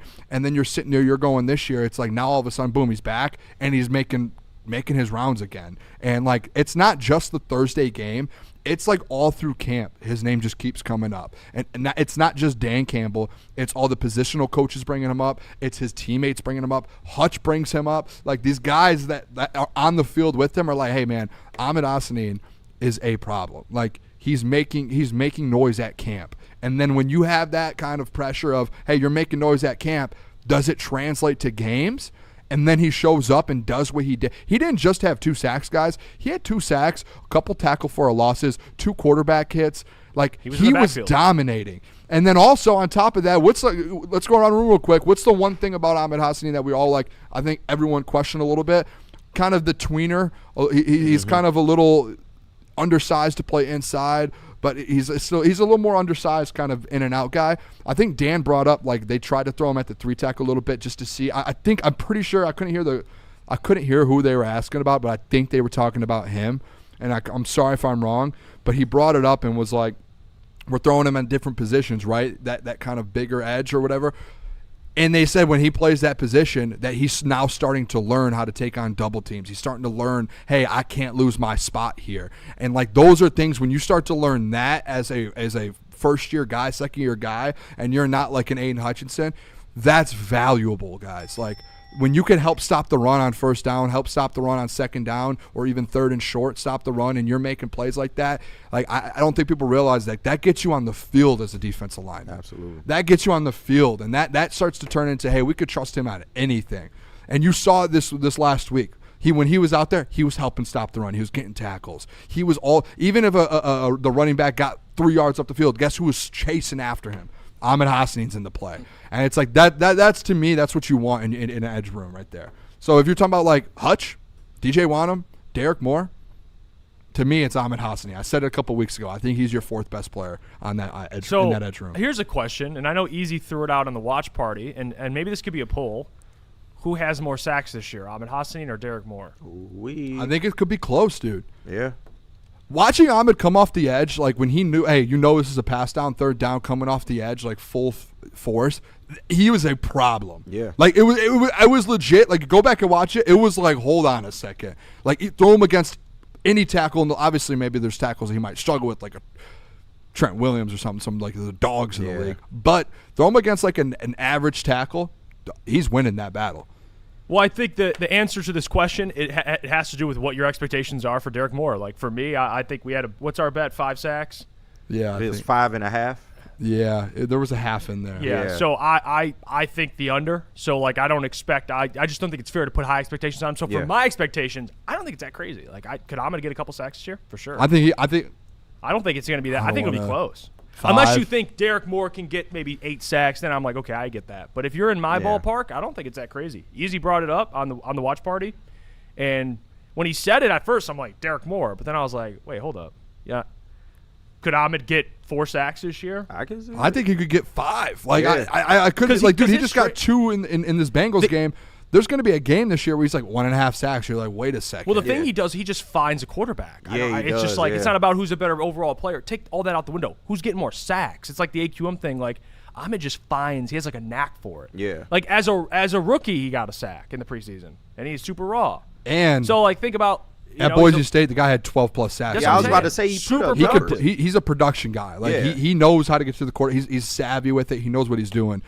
I mean, it all depends on how they utilize him, because in terms of like how they stun him, how they line him up. But I think he could, if the interior is as improved as we think they're going to be, then that should absolutely allow the opportunity for one-on-ones for him and people like Derek Moore to go out there and eat. So I could absolutely see it. And just the motor, he has a Hutch-like motor. Yep. And that's what you love to see out of a guy in the 6th round. And to be honest, if Brad were to hit on Ahmed Hassanin type of edge, I think we got to give him all the credit in the world, because it's a position that we have clamored for absolute years. And for you to do that, and then you have a guy like Derek Moore who can also, have that kind of upside. I think the future is looking bright at the other edge spot. Also, too, just something to think about with Ahmed Hassanin and what come regular season is, you talk about a motor, right? That motor is not going to, like, the fatigue of it. He's not like out there 80% of the snaps like Hutch is. Mm-hmm. Oh, he's coming out there fresh. So he's fresh. Yeah. And it's not just fresh, the first quarter. He's probably going to, let's just say, for example, Hutch plays 50-something snap. Ahmed's probably getting 10, 15, maybe max 20, because you would also have Derek Moore and you have DJ Wanham. So it's like, this is a guy that's going to be a rotational piece. He will be fresh every time. If you have a guy that his skill set is to get to the quarterback like him, he is going to get to the quarterback. It's like with AQM. AQM did not play a lot of snaps last year. Go look at his snap count. Yeah. But his specialty was quarterback. He just got to get a little more crafty, because you can't outpower everybody at the NFL level. Yeah. And that's why I really want to see him like in the regular season, and how he, is going to measure up against some of these starting tackles. But like I said, if he continues to work, bro, he could make an impact on this team. Yeah, and again, to your Brad Holmes point, like, yeah, give him the credit. This is where their philosophy on the human being first, there is times where it works, because this is like a prime example. Like, at the time, it was like, oh, you're taking it's a project player, but like, he has the work ethic, the mentality. He's the perfect fit from a human being perspective, and the work ethic, you see it. I mean, the guy's he's a stud. So I got nothing but good things to say. Right now, the poll is basically 50-50. I mean, Hassanin is now leading 51-49. I'm interested in that. Maybe it's going to end up being like a 5 and a 6 thing. Like, one's at 5, one's at 6. I would still say Derek Moore, just because I think he's a little more polished right now. I think Wolva Line Network put it in there too. But Ahmed has just a motor that, to KG's point, only Aiden probably has on his team. Yeah. Not saying that like Derek Moore doesn't have a motor, but the way he plays is just different. Like, would you be shocked if we got to week 10 and Ahmed Hassanin already has 5 sacks? No, because if considering the role they'll probably have him in, that big end role, they'll play him out the opposite side of Hutch. Like, that's really the role right there. I'm so the one thing I'm interested this year, I want to see how, like, this D line, some of the different combinations that they throw out there, because you do have a lot of guys. Like Chris Smith was good in the preseason. I wonder if he's going to make the team. Yeah. You was talking about Skylar Gill-Howard too. Yeah, Skylar Gill-Howard, they love him. So like, I'm interested to see some of the combinations that they're throwing out there throughout the year with some of the, because you have it's basically outside of Hutch, Aleem, and I mean, I guess you could say Tyleek, but it's like he's still kind of new.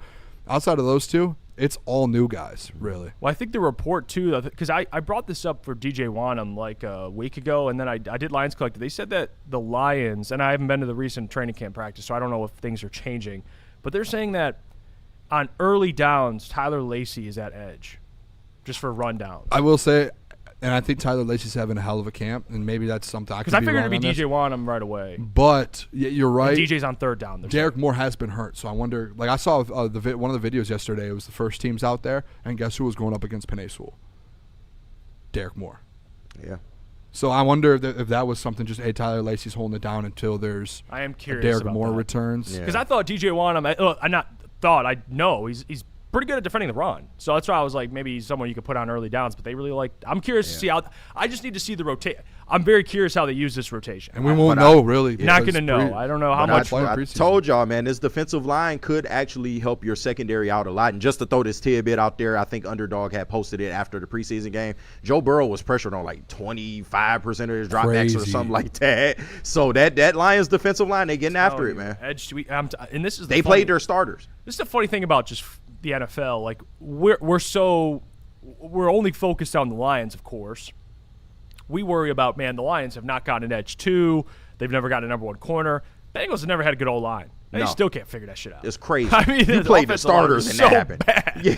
It's so bad. So, I mean, that's why Joe Burrow basically goes down every single year, to Luke's point in the chat. So, let's see. Let's get to some of these comments. I saw also Super Chats are coming in, so I'll get to those first. We'll start with Will, or Michael Weary, actually.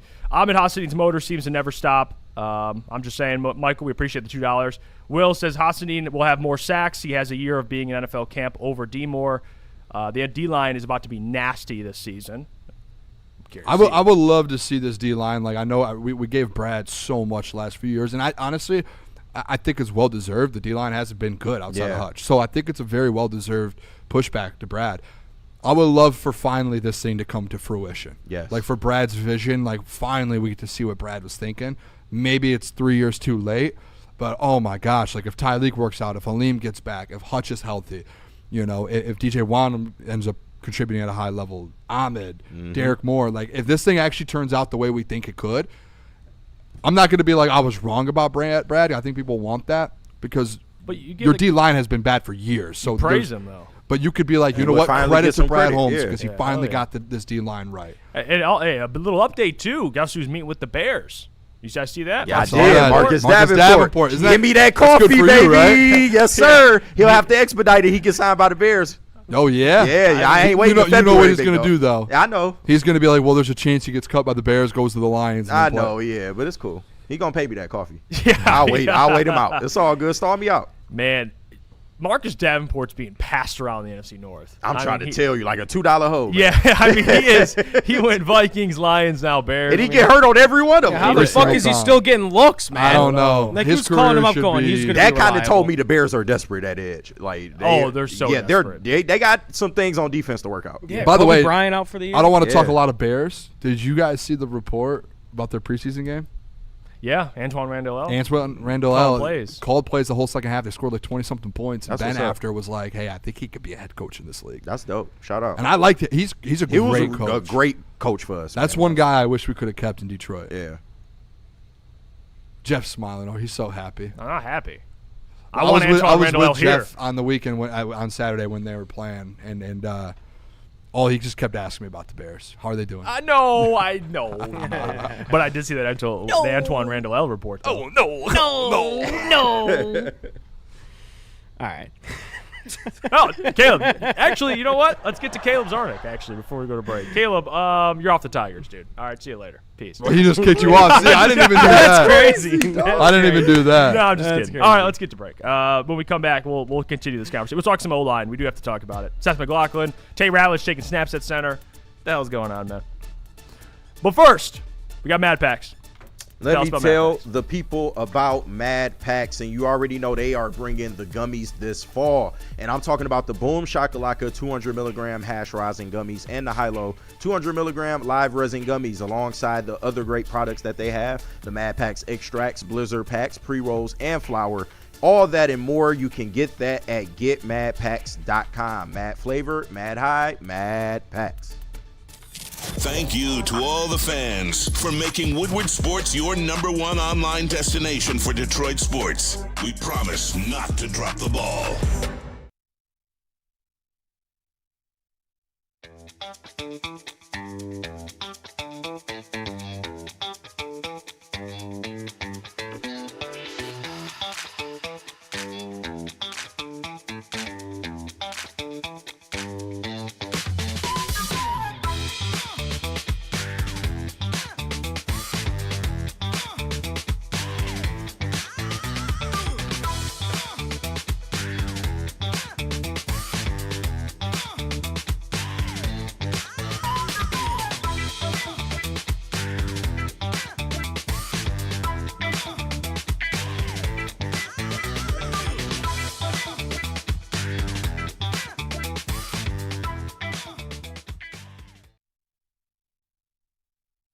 It's game on at Art and Jake's. Wings, burgers, pizza, and ice-cold drinks served up with attention to detail. Wall-to-wall TVs, great service, and a vibe that keeps your crew coming back. Art and Jake's, a sports bar setting with a fine dining flavor.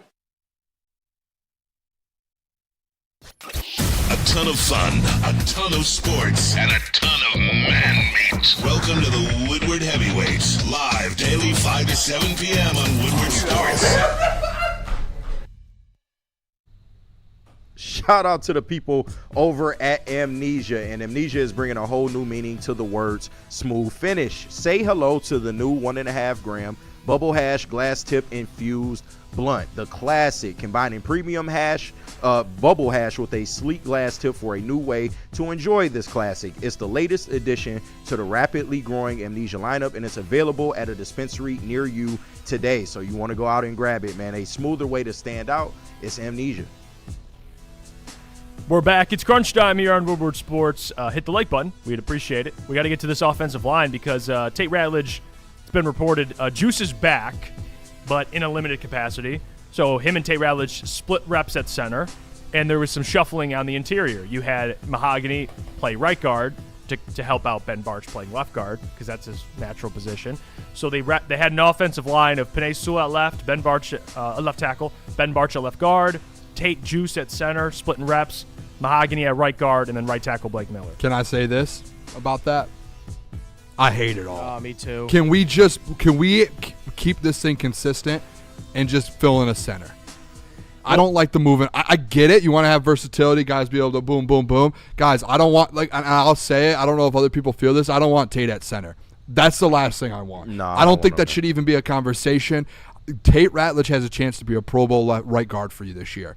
Let him have his position and anchor him at that position for the rest of his career. I don't think it's going to stay this way because it was also, this is Eric Schlitt, by the way, big credit to him, prior to Detroit. They do an amazing job.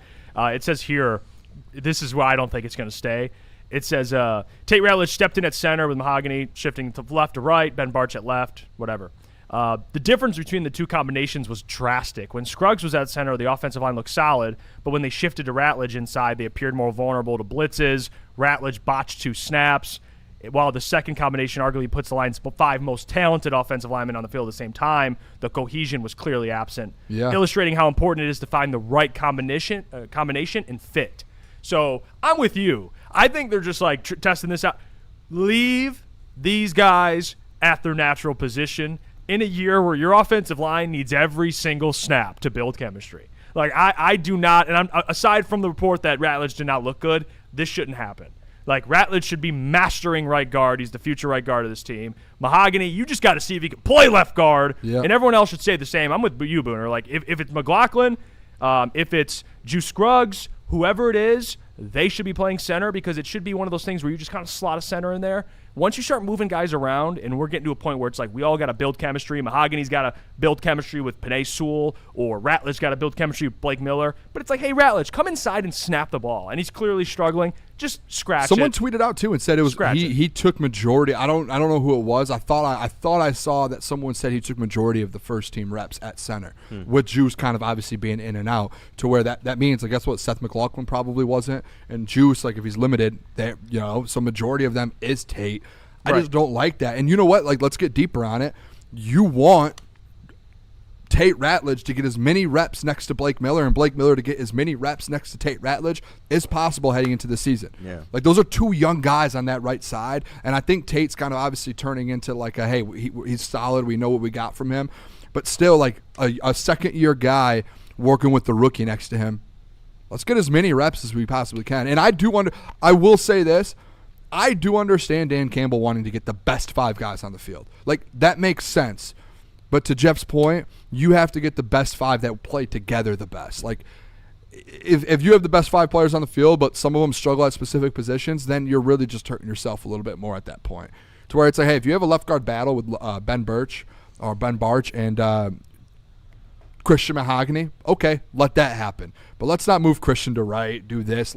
In my mind, it's, hey, let these guys in their natural positions and just be great at that. Well, here's the problem. And I know I'll defend. This is where I'll defend the lines a little bit. I understand experimenting in training camp. So we're just trying things out. That's why I'm not going to look too much into this. I think when the season starts, it's Juice Scruggs at center. Everyone else plays their natural position. So I'm not going to overreact to it too much. But what I will say is, hypothetically, if you do go, you know what? Let's get our best 5 out there. The only risk of that is what happens when Ben Barch, an injury-prone player, gets injured. What do? Now you have shuffle, to shuffle, Mahogany, shuffle. you're playing left guard. Yeah. And it's too much. Or if Mahogany, whatever, looks like shit at right guard. It's just I get I understand the thought process, but I'm with you. Like, let's just have Ben Barch and Mahogany battle it out for left guard and keep everyone else the same. Tim in the chat said they do this to find a hidden gem. Nobody's seen Rodrigo playing fullback until he did. That's how they know he can. But there's no hidden gem. Like, Tate Ratledge is going to be a really good right guard for you. Yeah. Like, that's all of the expectations going into this year, after seeing him in the second half of the season take the jump that he did, like, he's going to be a Pro Bowler. Like, the trajectory he's on, he's a Pro Bowl right guard. And Rodriguez couldn't get out. The problem was he wasn't on the field defensively. Yeah. They had Enzo, Derek, and Jack, so he was just like, hey, let's play some fullback. So it's like, Tate's a starter. You know what your right tackle is, Blake Miller. You know what your right guard is, Tate. You know what your left tackle is in Panay. And when Cade's healthy, you know what your center is. Like, now without Cade, it's like, hey, let Juice and Seth McLaughlin fight for that center battle. Like, get a legit battle going there, and let Barch and Mahogany go at it in left guard, and we'll go. Let's move from there. Yeah, I know the Cade Mays injury kind of threw a wrench into all this, and Tate Ratledge especially. I just need this offensive line to get kind of figured out on who's where soon, because we've talked about it all offseason, like going into training camp, like the guy playing left tackle hasn't played alongside the guy at left guard. The guy at right tackle hasn't played. Like, nobody's played together yet. They need to figure out who is starting week one sooner rather than later, so they can get the reps together and gain that chemistry. But for Tate Ratledge, yeah, it's idiotic. He should not be. I get it. Dan Campbell wants the best 5 out there, but Tate Ratledge is going to be a Pro Bowl right guard. Just let him keep learning there and let him gain that chemistry with Blake Miller. He shouldn't be taking snaps at center. By the way, this is my prediction. I think on Saturday, I think you're going to have starters play, and I think it's going to be just the normal Juice Scruggs at center, Christian Mahogany left guard, Tate right guard, and you're going to see that combination on Saturday to start the game. That's my prediction. It's like, why? I think you're right, though, Jeff. I think they are just experimenting a little bit. Like, let's see if we can figure something out, and then they're just going to go back to. And they did that last year with him and Graham. And they ultimately opted for Graham. So, yeah. I mean, even this last preseason game, they were moving guys. Like, Larry Borum started at left tackle. Yeah. And I guess he can move around, but like they moved him around. I think they had some guys that played tackle, usually playing guard. And like, at least let's get looks. Borum's played both professionally in a that's regular fair. season game. Right. So, like, I understand that, but Borum looked awful. And yeah, well, that's a whole other thing. But to your point about Tate last year, like, they were trying him at center, but I understood that because Graham, whether Graham was hurt or not playing well, Tate was a rookie. So you kind of thought, well, maybe we can mold him to be a center. He's played an entire year at right guard. Right. And he hasn't – it's not like the guy's been repping out center. I mean, he's struggling to snap the ball. Like, clearly this is He didn't do it a lot in college. He didn't do it a lot in college. So I'm not even going to say anything about Tate. It's not his fault. I mean, he's just doing what he's told. So I get experimenting, but I think this experiment's over. I think we just rock with the guys you think will start. And they also didn't have as good of a center room as they did last year. So they have Scruggs and McLaughlin. And McLaughlin didn't look – dude, he didn't look – I'm not saying the guy's like, this guy's good. He held his own. He held his own out there. The only thing Dan said about him was like, hey, he's a little undersized for a center in this league. Right. That was literally the only thing. And he said the one thing that he liked about it was everything you need to do if you're an undersized center in the league. He was like, he did that. Like, the leverage that he had, everything he did. He was like, we love what we saw out of him. So that's why I was shocked that they didn't just leave it up to hey, let's just go Juice and Seth battle. Right. And let's battle this out. By the way, too, in the chat, Tim, shout out Tim. We appreciate you always. But he said, now Tate knows what the center is doing and why he is doing it while he is playing guard. Okay, then let's do this. Let's throw Panay at center so he knows. let's throw Blake Miller. Blake Miller's a rookie. Let's throw Blake Miller at center just so he knows what Amon-Ra quarterback. That's just not a thing. The offensive line, everyone's supposed to know what everyone's doing anyway. Did Kevin Zeitler just step into like, oh, Kevin Zeitler, you're our starting right guard. Hey, let's just throw you at center just so you know what it feels like. They're all going to be on the same page anyway. That's the whole point of an offensive line. They're all going to be they're in the meeting rooms together. Yeah. Like, they're By the way, they all know each other's jobs. Yes. And how did that work out for Graham Glasgow? Like, they played him out of position for 2 years. Right. Like, I think he said he was didn't he say he was a natural left guard? He wanted to play. And he wanted to play left guard. They threw him at right guard. I think after, or was it the opposite? No, It might have been it the was opposite. right guard, and then Kevin Zeitler came in. They're like, they threw him to left guard. Struggled with that because he's a natural right guard, and he even admitted he was like, I did not want to be at left guard. And then the next year he was like, finally Zeitler's leaving. He literally, this is Graham. Graham literally goes, finally I'm going back to right guard, my natural position. Oh, just kidding, you're going to center. And he was like, oh, and now he's retired. Like, it's like, dude, like, take a guy's out of position. Yeah, it might look versatility. Dude, if a guy can play a position and he's great at it, let him do it, man. Yeah, I see, like the versatility thing. You got it. That's a fine line. That's a tightrope. You can't use it for everybody No. on your offensive line, though. No. Oh, we can just slide him over here and do him over No. here. Like, no, bro. No, it's not how it's. Especially with a position group that thrives on chemistry. Like, that's just music. I think someone put in the chat musical chairs. Yeah, they're basically playing musical chairs there. So they especially playing you got Madden a right rookie now. at right tackle right now. They playing Madden when you got to fix the depth chart. And you it's just like, I'll just put him over here. Yeah. Like, damn. Overall drops like 1 or 2. Yeah, like it's not too playing bad. Madden right now. It's not too bad. Like, please, Brad, stop. Let's take a break. We got All Day IPA to get to. So tell us about All Day IPA, man.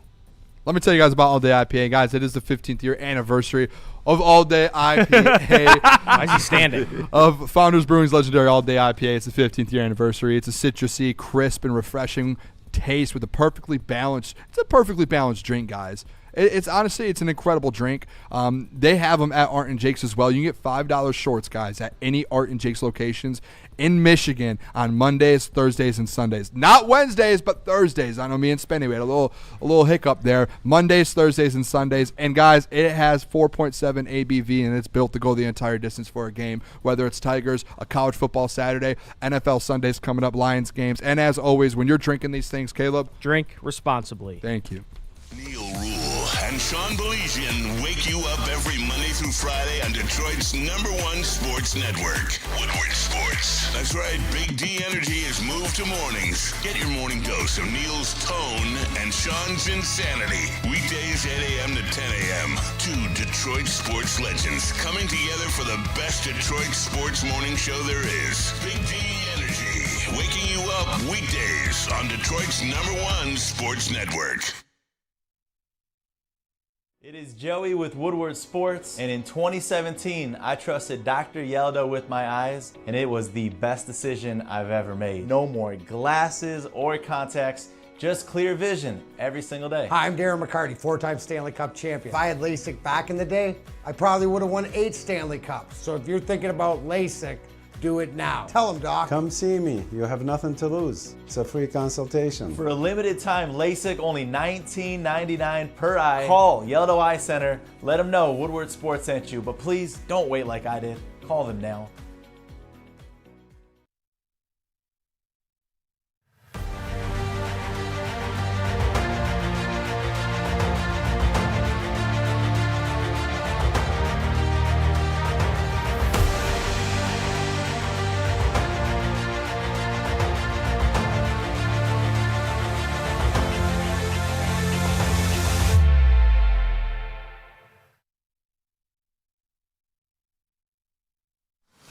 Jahmyr Gibbs, breakout season, loading. Inside the 5, Gibbs to the end zone, touchdown! Woodward Sports, the most dominant Detroit sports coverage around. Got to take a minute to say hello to our friends over at Loom Cannabis. And listen, they trying to get you right for football season. You're going to be staying up late watching these games. You're going to be tired at work the next day. So you want to get in on some of these buzzing energy drinks that they got. And it's still the same THC buzz that you love, 7.5 milligrams that'll relax the body a little bit. But they give you 100 milligrams of caffeine from green tea extract to keep you going throughout your day. And they got it at all 40 locations across the state of Michigan. All you got to do is go to loom.com to learn more. And of course, you still get 30% off your entire order online or in store. All you got to do is use promo code WSN30. This is still an ongoing battle, and really it's, I think we'll get Juice back today to where he can work a little bit, and hopefully each day he gets more and more reps. And so we're not going to do very much team, if any, today. We'll do a couple of situations, but really today's, individual one-on-one technique work, and then the next 2 days we'll really get going. But get him back and kind of see where that is. And Barch is back. He'll be getting more and more reps. So let Mahogany and Barch, go at it over there at the left guard. And then obviously we're evaluating Juice too at center, with Seth or is it Ratledge? And, we got to find the 5 best. And so this is an ongoing battle. I thought, I just mentioned this Mahogany, I thought he was a physical force, and when he does it right, it's pretty and it's powerful, it's explosive. And in a pass game, he's got anchor, and then sometimes it just gets a little out of sorts, so it's just, the consistency of it. There you go. Dan Campbell talking about the offensive line, the battles that are going on right now. Sick. Can I ask you something? I don't want this to get taken the wrong way. So it's definitely going to be taken the wrong way. This coaching staff is the coaching staff, though, that was confident in Graham playing center. Like, do we trust that they're, like, doing this correctly when it comes? Like, if you have Tate going to the center and they're like, oh, like Dan keeps bringing up Tate center, are we like, wait a second, Dan? Like, you also were you guys did move Graham over, and you guys were like, this is our center. We trust him. But to be fair, they've also built a top 5 O-line before. So They have. But also, like, again, most recently what we have to work with is they didn't have much success moving guys to center as they thought. That is true. So, like, do we trust being like, if Tate's playing center, we're like, oh, yeah, no, whatever Dan says goes. Tate center? Okay. Yeah. I think a lot of that's on Hank Fraley, too. For sure. That's why I said coaching staff in general. Yeah. Yeah, like, what does Hank think? Is he over here, like, seeing Tate struggle to snap the ball, and he's like, that's our future center. It's funny you ain't said his name in about 2 years, and the O-line's been bad for about 2 years. So. Yeah, it's the thing I've always said with Tate, though, by the way, and you know this, Jeff, because when he got drafted and we started having this conversation about last year who's going to play center, what was the one thing that I always said with Tate? I said, if you ever think that he's going to be your center of the future, if you ever have any inkling of it, from day one, that he should be playing center. Like, to get every single rep it's a position that you need reps at, especially in this league, and especially for Tate, who in college didn't really play center that much. You need every rep. Didn't do it at all. You need every rep possible. So, like, I've always said this, and I've been consistent on it from day one. If you think in the future Tate Ratledge is going to ever transition to be your center of the future with Jared Goff, it needed to be last year in training camp, and it needed to be every rep, and he needed to get every single game experience last year doing it. I don't think you could be in this thing where it's like, hey, our starting right guard, a guy that could be a Pro Bowler this year, hey, we're just going to throw him at center. Like, dude, you should have done that last year if you knew you wanted to do this. That's how I look at it. And then you just signed Cade Mays, and now you're going to move Tate. It's like there's too much moving going on. I can't do it. It's too much moving. Well, it's by the way, we got 3 super chats I want to get to. Batman, he says he got 2 super chats. One, appreciate the $2. He says 7 Mile Crocodile. Okay. Oh, sweet. Come on now. Shout out 7 Mile. Yeah, shout out. Batman, $2. Appreciate that. He says that the booger path has never been wrong. Was that a sarcastic statement? Clearly, he said booger path. Yeah. Okay, that's fair. Think what you want. I don't mind. Stephen V, appreciate the 5. Ratledge at center, Aleem at edge. Hell, why not go all in on flexibility maxing and throw Hutch at cornerback, Goff at wide receiver, and Gibbs at linebacker? Just to see what you got. Yeah, come on. I mean, flexibility maxing. I've never heard that one. That's a new one. That is a Brad specialty. Yeah, that is. I'm 1,000% with you. I don't think this is going to last that long, and if it does, I will be upset. I will be very upset. Yeah. If there is even if we're like a week away, like let's say next week, we're getting closer to week 1, and they're still kind of like Tate at center, I'm gonna blow a gasket. If they do it the rest of this week, I'm just gonna assume that this is kind of like, hey, we're trying things out in training camp. Oh, it's all fun. But if this thing still continues, I'm gonna blow a gasket because then I'm with you. It's like, why not just play him at center last year? It makes no sense. I thought they were done with that. And you literally, the biggest thing about this is this offseason, guess what you did? You got depth at the center position. Yeah. You didn't get depth at the center position just to move your starting right guard to center. You went and got Juice Scruggs in a trade with Demo, so you had the flexibility of a guy that, hey, if you need a center, if Cade goes down, and you signed a guy a 3-year deal at what was it, $12 million a year or something? You signed a center, you go get a guy that's flexible, that's played center in his career, so you have the depth, and now we're just going to be like, Yeah, let's put Ratledge at center, have Mahogany at right, and then when Cade Mays gets back, hey, Ratledge, go to right, and then you're going to build the chemistry with Blake Miller starting then. Let's start that in the middle of the season. Yeah, sounds awesome. I feel like we're being Debbie Downers about it, but I think it's like a realistic Debbie Downer. I think it's pretty simple. Yeah. I don't know, maybe I'm not even trying to say that to sound like an asshole. I'm just being honest. I think it's pretty simple. It's like, well, Ratledge, good right guard, stay right guard.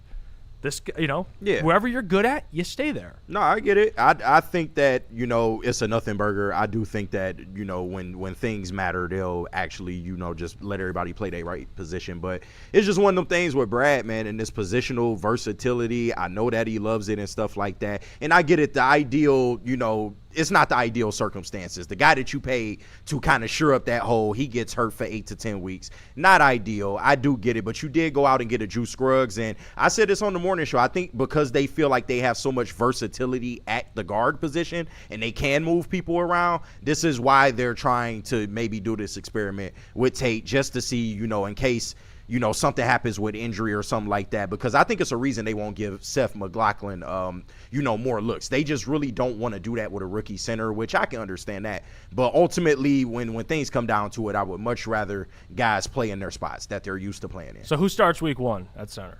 It's got to be Juice. Juice Scruggs. It's got to be Juice. Yeah. I would say Juice.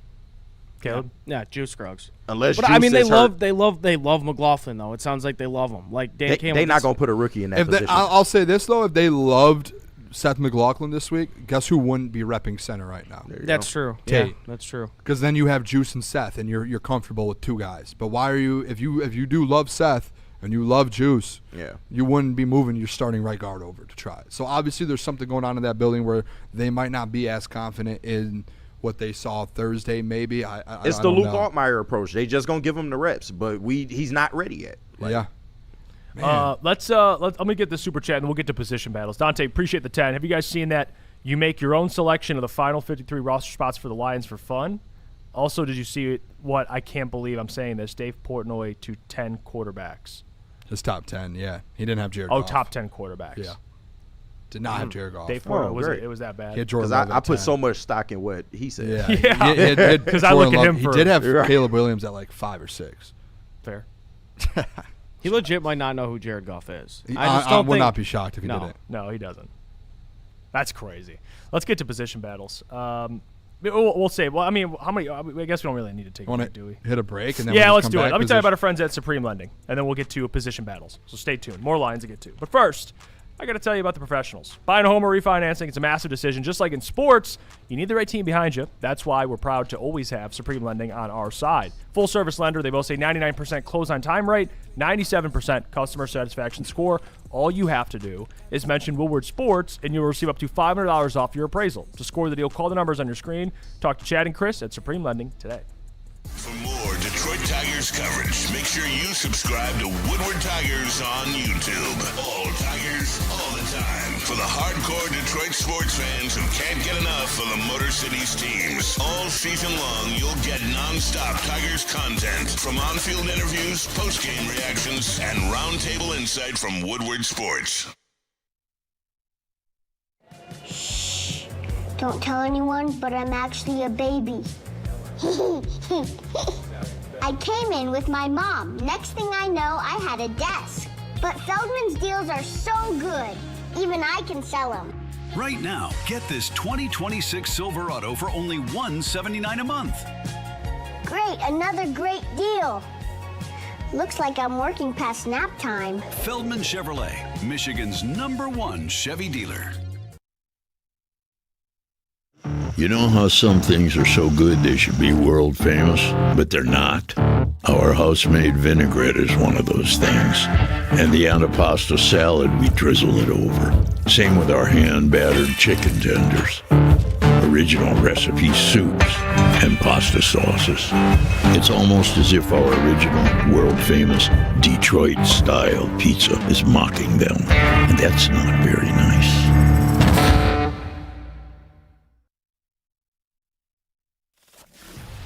To brag that we are the toughest sports network in Detroit.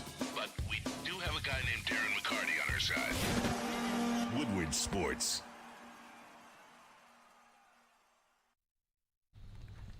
Let me tell you about our friends over at Yaldo Eye Center. If you're thinking about LASIK eye surgery, then go to the professionals over at Yaldo Eye Center. DMAC did it, and he's happy with the results he received. LASIK is quick, virtually painless, and most procedures only take about 8 minutes. Many patients are back to seeing clearly as soon as the next day. Right now, Yaldo Eye Center is offering an incredible deal. Listen, for all the people that have glasses and contacts, you know how much money you spend in the long run. Well, LASIK, $1,999 per eye, regardless of your prescription, and boom, you're back on your feet and seeing clear. Call or text 248-553-9800 today to schedule your free consultation or visit YaldoEyeCenter.com. Yaldo Eye Center, the vision experts. We're back. Crunch time here on Woodward Sports. More to get to. We want to continue this Detroit Lions talk, get into some position battles. We have a video on Keith Abney as well. Where do you want to start with this? Let's go down. Do you guys want to do offense, defense? I wrote out positional battles here on my notepad. Okay. And if I'm missing, I'm gonna say position. I'll say the players. If I'm missing a player, or if we get to the end of a side of the ball and I missed a position that you guys think should be in there, let me know. So let's start offense. Are you guys ready? Yeah. Who wins the battle? Juice Scruggs, Seth McLaughlin, Tate Ratledge. We just talked about them. Juice. Yeah, I'm gonna go with Juice. Juice across the board. Juice. All right. Left guard. Christian Mahogany, Ben Barch, and if there's anyone else you guys want to throw in there. Mahogany, but I'm not happy about it. Not happy. Yeah, I'm not. I'm kind of in the same boat. I think Ben gives them a run, but they'll go with Mahogany. Yeah.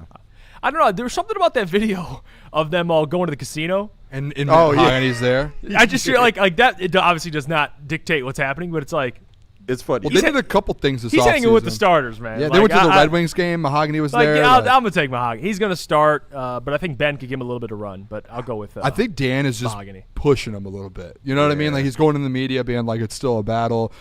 You know, we're going to give Barch the opportunity. All this, I think he's just pushing him, and I think that's how you get a guy to go play well. Is you have to put a little bit of pressure on him. But keep an eye on it. Yeah, I think that's a good battle. I think the left guard. Next one, wide receiver 4.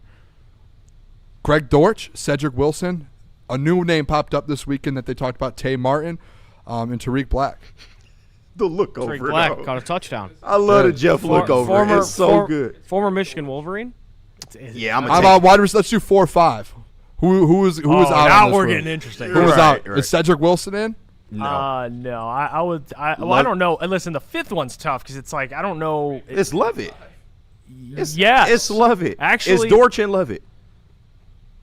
Lovett had all the catches in the preseason game. Dominic Lovett did, but the only issue with Lovett, I will say, guy had like 9 targets on Thursday, only had 3 catches. Yeah. So like I don't know. There was some that he dropped. I believe, if I remember correctly. Dortch is okay. So Dortch clearly no wet ball because there's a wet ball also in the regular season, so you can't. Dortch is number 4, not even a debate. Yeah. Number 5. I think Cedric. Dan talked about Cedric the other day after the preseason game. Maybe Cedric can make a run for 5. But here's the thing about if you're the 5th wide receiver, you got to have special teams versatility. Yep. And Wilson, I think, has only played a little bit in his last couple of years. I think I checked that when he got signed, so there's not really a lot of special teams upside there. Maybe that's something they see more of him with, but I think it's going to be a special teamer for 5. Yeah. So that just depends. Lovett can do that. So there's advantage Lovett. I don't know. How about this? I'll go Lovett just because I agree with KG on that. But running back 3, Sione Vaki or Jacob Sailors? Jacob Sailors. It's Jacob Sailors. I think they're pretty close on pulling the plug on Vaki with the other injury, and it's an unfortunate injury. It's a broken nose. It's not like he's back. He tweaked an ankle or anything. But you can't keep playing this game with him. You know, like I think they're kind of feel that way too. Like, yeah, he could play special teams. Is it worth it though? Yeah, is it worth it for a roster spot? So I think I don't even know. I don't think Vaki's going to make the team. I think Sailors is. That's my unless Vaki goes to like Yaldo and gets LASIK and fixes those eyes, man. Like I got a lot.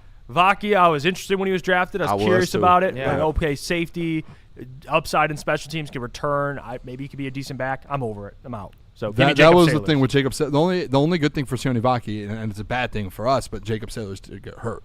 And I think he's a better player. He's a better running back. He's a better player than I think Vaki. the only thing with Vaki is the special teams. It's like he's an asset in special teams because he played safety, so he could tackle, so you could throw him in special teams. Yeah. Which, you know what? There's his argument. Yeah, but if I can never play you at running back, then what's the point? That's the biggest thing. It's like, who do you trust more at running back? Because you don't have like that Craig Reynolds anymore, to where someone in the chat said it earlier today. I think it was Katz said it in the chat earlier. It's like, Isaiah Pacheco, like he also is a guy that's hurt a lot. You need to plan you need for to make it. sure you have a Absolutely. running back that can fill in that number 2 spot if that happens. And Sailors so is Sailors that guy. so far, I think, has shown you that he's been more consistent than Vaki has the last 2 preseasons. I would say I'm surprised. I'm still surprised, and I know I shouldn't be because Brad was always going to take best available. I am surprised though they haven't made a running back pick since Vaki.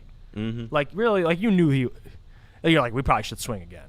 Yeah. You know, we know down the line we're not going to be able to keep Monty and Jameer. Like Monty's going to get traded. I'm surprised they haven't taken another one. Maybe Sailors is like the guy. Usually, you would think that's a position that they always would, especially this year. Like I'm surprised they didn't make a running back pick this year. But Sailors might have saved the day. He might be good. I think he's good enough to be in this league. So last one here on offense. I don't like doing this one, but I think it's just a question. I think if we're just being honest, the tight end room, because now you have really 4 guys in that room that you could argue make the roster. And the back end of it is like the number 3. Obviously, Brock Wright's in. We know that. Yeah. But you have Tyler Conklin, our guy.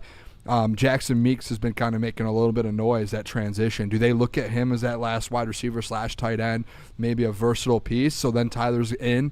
Like, how do we look at that? I don't think so.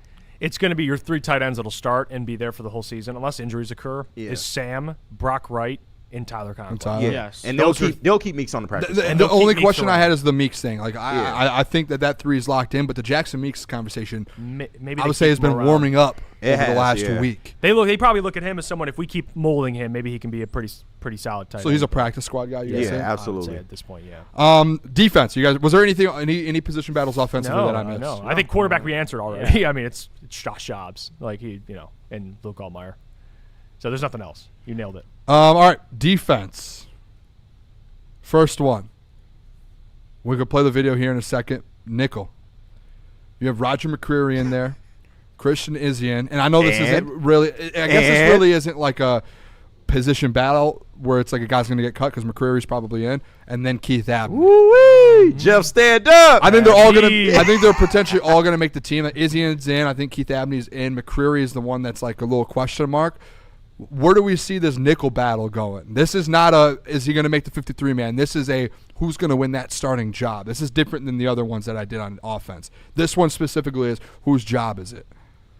Because I think Keith Abney gave himself he gave a look, dude. He did. Yep. He looks good. If he has another good preseason game, it could be Abney, but I'm going to still say Izien. Izien's the starter? I think he's holding on. I think Keith Abney might not be it right now, but he's creeping. He's like it's like NASCAR race. It's like someone's in first and he's lurking behind him. Shark in the water. Jeff, if it happens, you called it, bro. Don't drip blood. Abney's in the water, man. He's a shark. He'll smell it, man. Don't do it. I think it's a 2. I think McCreary's out of it. I don't think he played well in the preseason game. He's had a bad camp, so it's take McCreary out of it. I think it's a 2-man race, and I think Keith Abney's going to win it. I think first game of the year trotting out, I think Keith Abney's going to be the guy for the Lions. I know, like, Izien brings you, probably better in maybe a run fit because he played a little bit of safety. He gives you some veteran presence, but I think Abney's playing his way into being this team's starting nickel, which is exciting, him being a rookie. Yeah. Either way, I feel great at the depth at that position. Absolutely. I'm going to be consistent. I'm going to be consistent, though. Like, Izien, I do respect him as a competitor. They like him. I like his versatility. To go back to the versality thing, I do like Izien. He did start last year. But he did. So there's the advantage. But I did say Keith would be starting at nickel. Yeah. I did say that months ago when we had this game. So I'm just going to stick with it. I'm going to go Abney at nickel. Can we play the video of Dan talking about Keith Abney? Yep. I thought Abney played a good game. He feels like a football player. He's felt that way out here, and that showed up the other night. He's got a knack. He's pretty instinctive. Plays aggressive, not too big for him, and I thought he did some things certainly on defense, but special teams too. There was a couple of things where he's out there at jammer that were a little bit. We got to work on some stuff. But overall, he certainly showed up, man. That was good by him. Yeah, I'm extending an offer to anybody. I'm in on that. Okay, I'm in. If it happened, I wouldn't be mad at it. Absolutely. Is it fair to say, if Abney starts regressing, we got to have a conversation about you being on board? Is that fair? No. I think you should kick him out. By the way, you should kick his ass off. off. Hold on. I will go back. Hold on a sec. I'm joking. I'll go back and get a clip. What did I say about Keith Abney like the day of the NFL draft? I said that's one of the biggest steals of the entire draft. So I've been in on Abney. This isn't like are you on board? I'm messing. I've been in on Keith Abney. I know you've been with me, so I respect that. But we're going to have a conversation. No, we're not. I'm just messing. Jeff's going to approach you. No, I'm just messing with you. So, I mean, hey, but everyone should be on board. He's exciting. He's actually, he's an NFL nickel, played a lot outside, but I like him, man. I think the way he's like he the plays. perfect nickel. Yeah, he is perfect. He's like seeing him make that play. Like I think it was like just a little dish off pass, and he was there within like a half a second. Perfect tackle. Like I'm not gonna say he's Brian Branch, but it gives you that vibe of like a guy who was like He's closing in on guys quick. He's not going to miss tackles for you. He plays hard. He lays hits on guys. Like, that's the guy I think in the nickel position that you need, is the guy that's not afraid, is able to play all 3 levels, is able to tackle. Like, that's what you want, and he does all of those. And it's like, as he's a rookie, he's going to kind of slowly learn. Where Branch, obviously projected first-round pick, goes in the second. Like, he's one of the best, probably, if you want to say nickels or safeties coming out of the draft in a while. Abney was a late-round guy. You get a steal on him, get him up to that spot. You know what I mean? He might never be your Brian Branch, but he could be a hell of a dude for you. I think by the end of the year, you could argue he could be better than what you had in Amik Robertson. Oh, absolutely. You know? Absolutely. Danny G says, Booner, I think it's safe to say you're in on every Lions player except Aleem McNeil. I'm in on Aleem. I think Aleem's good. Sorry, he said you're in on every Lions player being amazing except Aleem McNeil. No, he actually has come where he has said that. Yeah, I've said Aleem McNeil. It's just the money. Give him so technically, he's on every single Lions player. I mean, who are what? Honestly, the only player you haven't been positive about is Rakestraw. That's the only guy. Yeah, because he hasn't been good. I'm hurts, consistent. man. If a guy's good, he's good. Yeah, if he's bad, he's good bad. for the boy. Who's been bad on this roster that I haven't gone at? Someone want to bring names up? That's the position that you did bring up. Which position? That corner 3. Well, I got it here, so let's keep going here. You guys want to keep going? Let's do it. Next one, safeties. Thomas Harper, Dan Jackson. Is there another safety in there that's on the bubble that you think make it or don't make it? No, and it's Thomas Harper. To the moon. You think he's in? Yes. Dan Jackson, where we at with him? Fine. It's too little too late. Yeah, too little too late. Too many guys in there. Yeah. Yeah. That's it. Hey, Thomas Harper. Hey, T. Harp. Yeah. hey, Jeff 2 for 2. Hey, Jeff fans, stand up. Jeff fans, stand up. T. Harp. We're back, man. All right. Shooting 100 from the field. Next corner position. Shooting 100. You guys ready? Yep. Nick Whiteside, Ennis Rakestraw, Khalil Dorsey. Who's out? Who's in? We know his answer. Yeah, Caleb, you're on the stand. Caleb, you can answer. Go ahead, Caleb. No, I mean, it's just tough, man. Yeah, I mean, you might not be throwing that picture up too many more days. it might be gone soon. Yeah, well, no, I said this on Friday. Look, I think I'm a pretty reasonable guy, and when Rakestraw, when he hits the end of the road, I'll let you know. But that is not today. but that is not today. I'm still gonna. Okay, is the question who's gonna win the quarterback? Are the other two getting cut? No. Because I think Whiteside right now is probably in the lead to win the cornerback. Well, I mean, how many spot, corners can you keep in like? They usually 4, keep, 5. Yeah, probably that number. So you're sitting there, I think Dorsey's going to be on the practice squad. And Dorsey's in. Dorsey's in. There's no way Dorsey's out. He's like your special teams guru. Yeah. So wait. So you have That's why it's Rock tough. and DJ, Whiteside. You have. What's Dorsey. really turned this whole conversation for you, Caleb, is Nick Whiteside, and it probably hurts even worse for you that he's a friend of the program and he's a Saginaw Valley guy. Shout out. So it probably hurts even worse that my guy's passing your guy up. Oh, look, it doesn't hurt. I'm a fan of Nick Whiteside. He's just competing with my best friend, and it's so it makes it a little tricky. But yeah, again, reasonable guy. I'll let you know when it's the end of the road. But there's still some practices left for Rakestraw and probably a preseason game. And all you doctors I heard in the chat, all you guys saying he was done. Oh, he's done for the season. He practiced today. You can't tell me watching that game when that happened, your heart didn't drop and you were like, oh my gosh. All right. I mean, I'm telling you, Caleb, he's hooked up. You just hear beep, beep. No, it's slowing down, man. Starting to look like and Caleb's sitting there holding his hand like, come on. Keep fighting, Ray. Keep fighting, Ray. We're losing the pulse. Not literally, actually. Not literally death, but career-wise. No, it's starting to look like, hey, Rake, I wrote you, but you still ain't calling. I mean, it's tough. I respect Caleb's loyalty, though, man. All right, linebacker room, guys. I think the linebacker room, I'm not going to go off like who's going to get cut maybe, but like, so you have Devin White and Jack Campbell, right? Yeah. Derek Barnes. Then you're sitting there, I think, with 3 guys for two more positions. Malcolm Rodriguez, Trevor Nowaski, and Eric Hunter. What about Damone Clark? I don't think Damone Clark's going to look. But this is my mindset. I think Nowaski and Devin White, they were the will and the mic this last preseason game on Thursday. Yeah. I think they're both in. Obviously, Devin White. I think Nowaski, can we take away non-biased? He looked really good on Thursday as well. I think Nowaski is an automatic in as well. Yes, I do. I think he's your 4th best linebacker right now, and I know people love Rodrigo, but we haven't really got to see him yet. He's in a little injuries in camp. Yep. I think Nowaski's at number 4. The last 2 years, he's been so reliable for you when you needed guys to step up. Now it comes into that Eric Hunter conversation because Eric Hunter has been stepping up. My prediction, Eric Hunter ends up being a practice squad guy, and then they bring him up eventually if someone gets hurt. But Shep, he's playing, and he looks good, man. Unfortunately, Shep got a bias, though. So I think he loves Malcolm. I don't think they would come to grips with cutting Malcolm just yet. Yeah, I don't think Malcolm gets cut, but I just you haven't seen him. You haven't. Yeah, that's the one I'm interested in. Is because Rod, I don't know. He started his second year, and he wasn't bad. I think we were talking at that time about, man, he probably could start on some NFL teams. That was like the conversation, and now we're at a point where it's like, maybe with this room, it's just too deep. I don't know.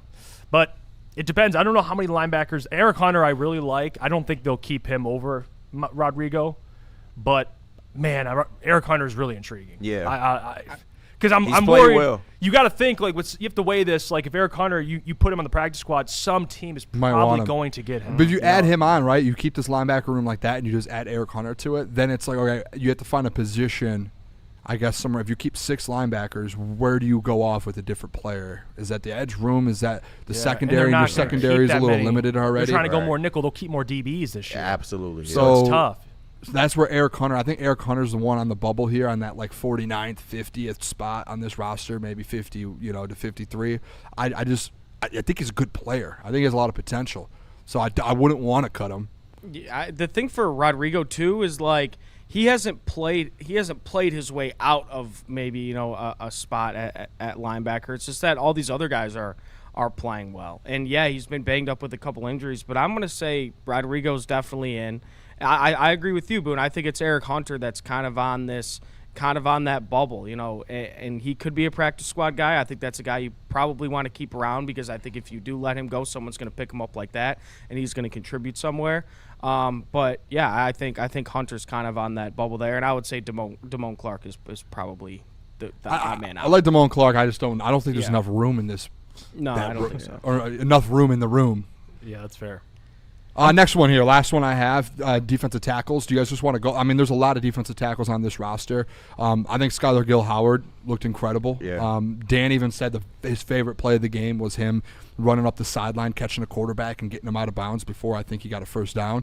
Mekhi Wingo, I want to go back and watch Mekhi because they were high on Mekhi going into training camp, and he hasn't really gotten a fair shot of a run because he was injured. Sober, dog. But he got a lot of run this last game, so I'm interested to see that.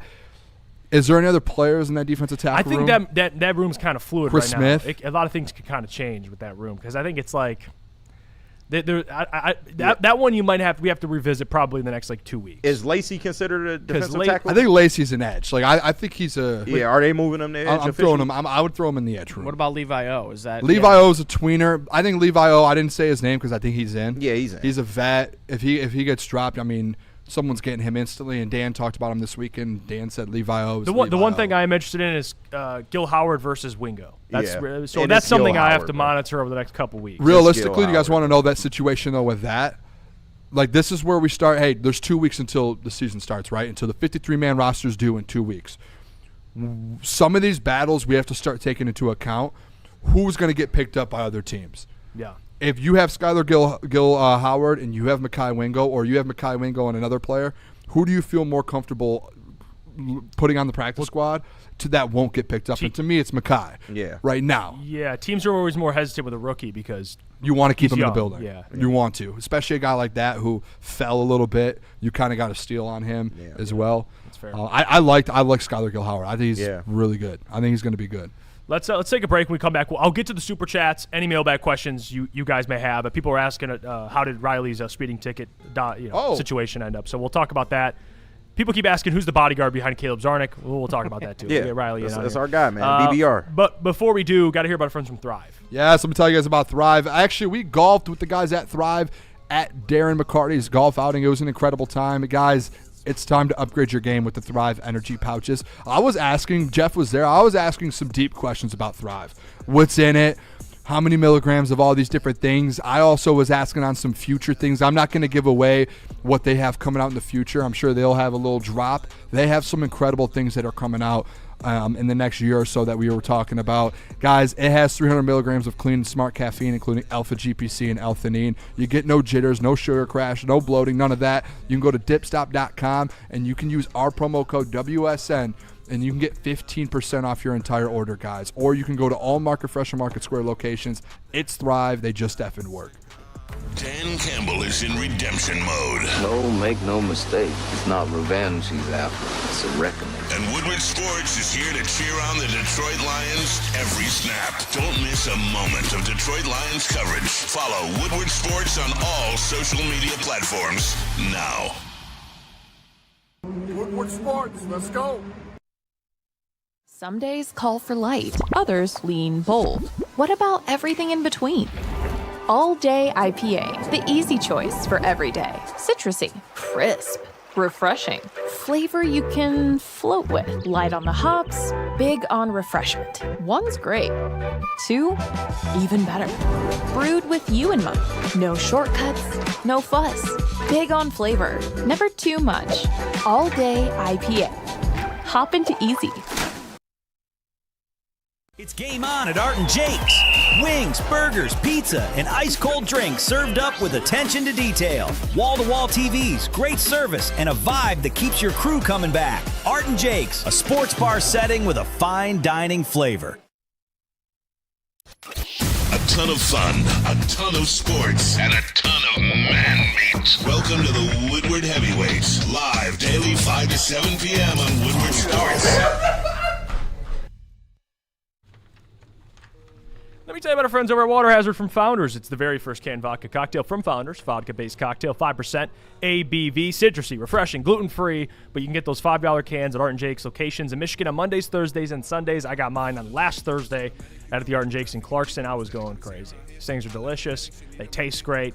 But always remember to please drink responsibly.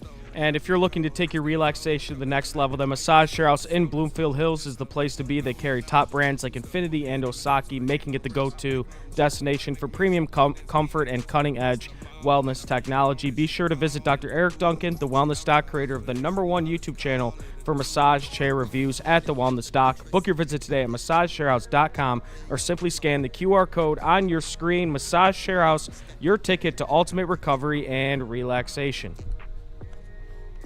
Let's get to mailbag. Dante, appreciate the 5. This is breaking news via ESPN. The NBA has found no evidence on Steve Ballmer on funneled money to Leonard via sponsors. They're so Raptor. Fishy, dude. Yeah, he absolutely did that shit. But what are we doing here? Pablo Torre's efforts failed. Yeah. Well, that means he's a Raptor now. Which sucks for Pistons fans. Yep. That means officially a Raptor. Yeah, but like, dude, they were definitely doing some fishy things. Oh, no doubt. Absolutely. 100%. And I don't think people realize that this happens all the time, and it just doesn't come out. If an owner wants to do that, I understand he circumvented like the salary cap, but nothing's gonna happen to Steve Ballmer. I mean, yeah, what are they gonna do? Fine him the money? And yeah, like who the fuck cares? 0.0001% of his salary is gone. Take away a second-round draft pick? Like, who cares, bro? Nitty Gritty, appreciate the 5. He says, taking my son to watch the Tigers play in the Pirates in Pittsburgh. Shout out. If PNC they is lose, a beautiful park. I'm blaming Caleb. That's fair, I guess. Wow, that's fair. that's Shad, big. appreciate the 5. He says, I hope Abney doesn't play too well. I want to resign him without Jeff Illich crying and pocket watching. Okay, well. Damn. It's actually true. I'll tell you this right now. I'd resign that guy because he plays a position which you do need. Corner. Okay, so that's very fair. But no, I pocket watch, according to Shad. Jeff Illich, pocket watch. That's a terrible narrative, by the way. Mailbag here, Jesse Adams. Jeff and KG, would you guys accept my apology for saying Ian Gary would win this weekend? That's the first one. Yeah, of course. Yes. Shout out Jesse, man. Ian Gary, by the way, he put up a fight. Dana White's right.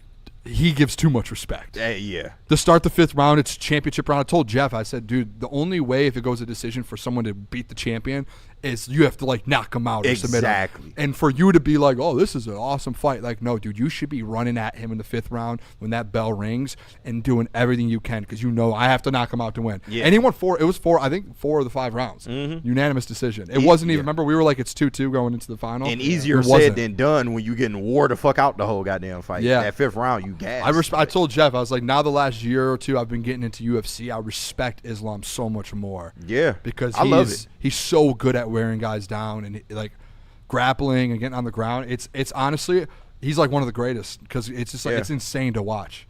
That camp, Jeff was breaking that camp down to me of those guys.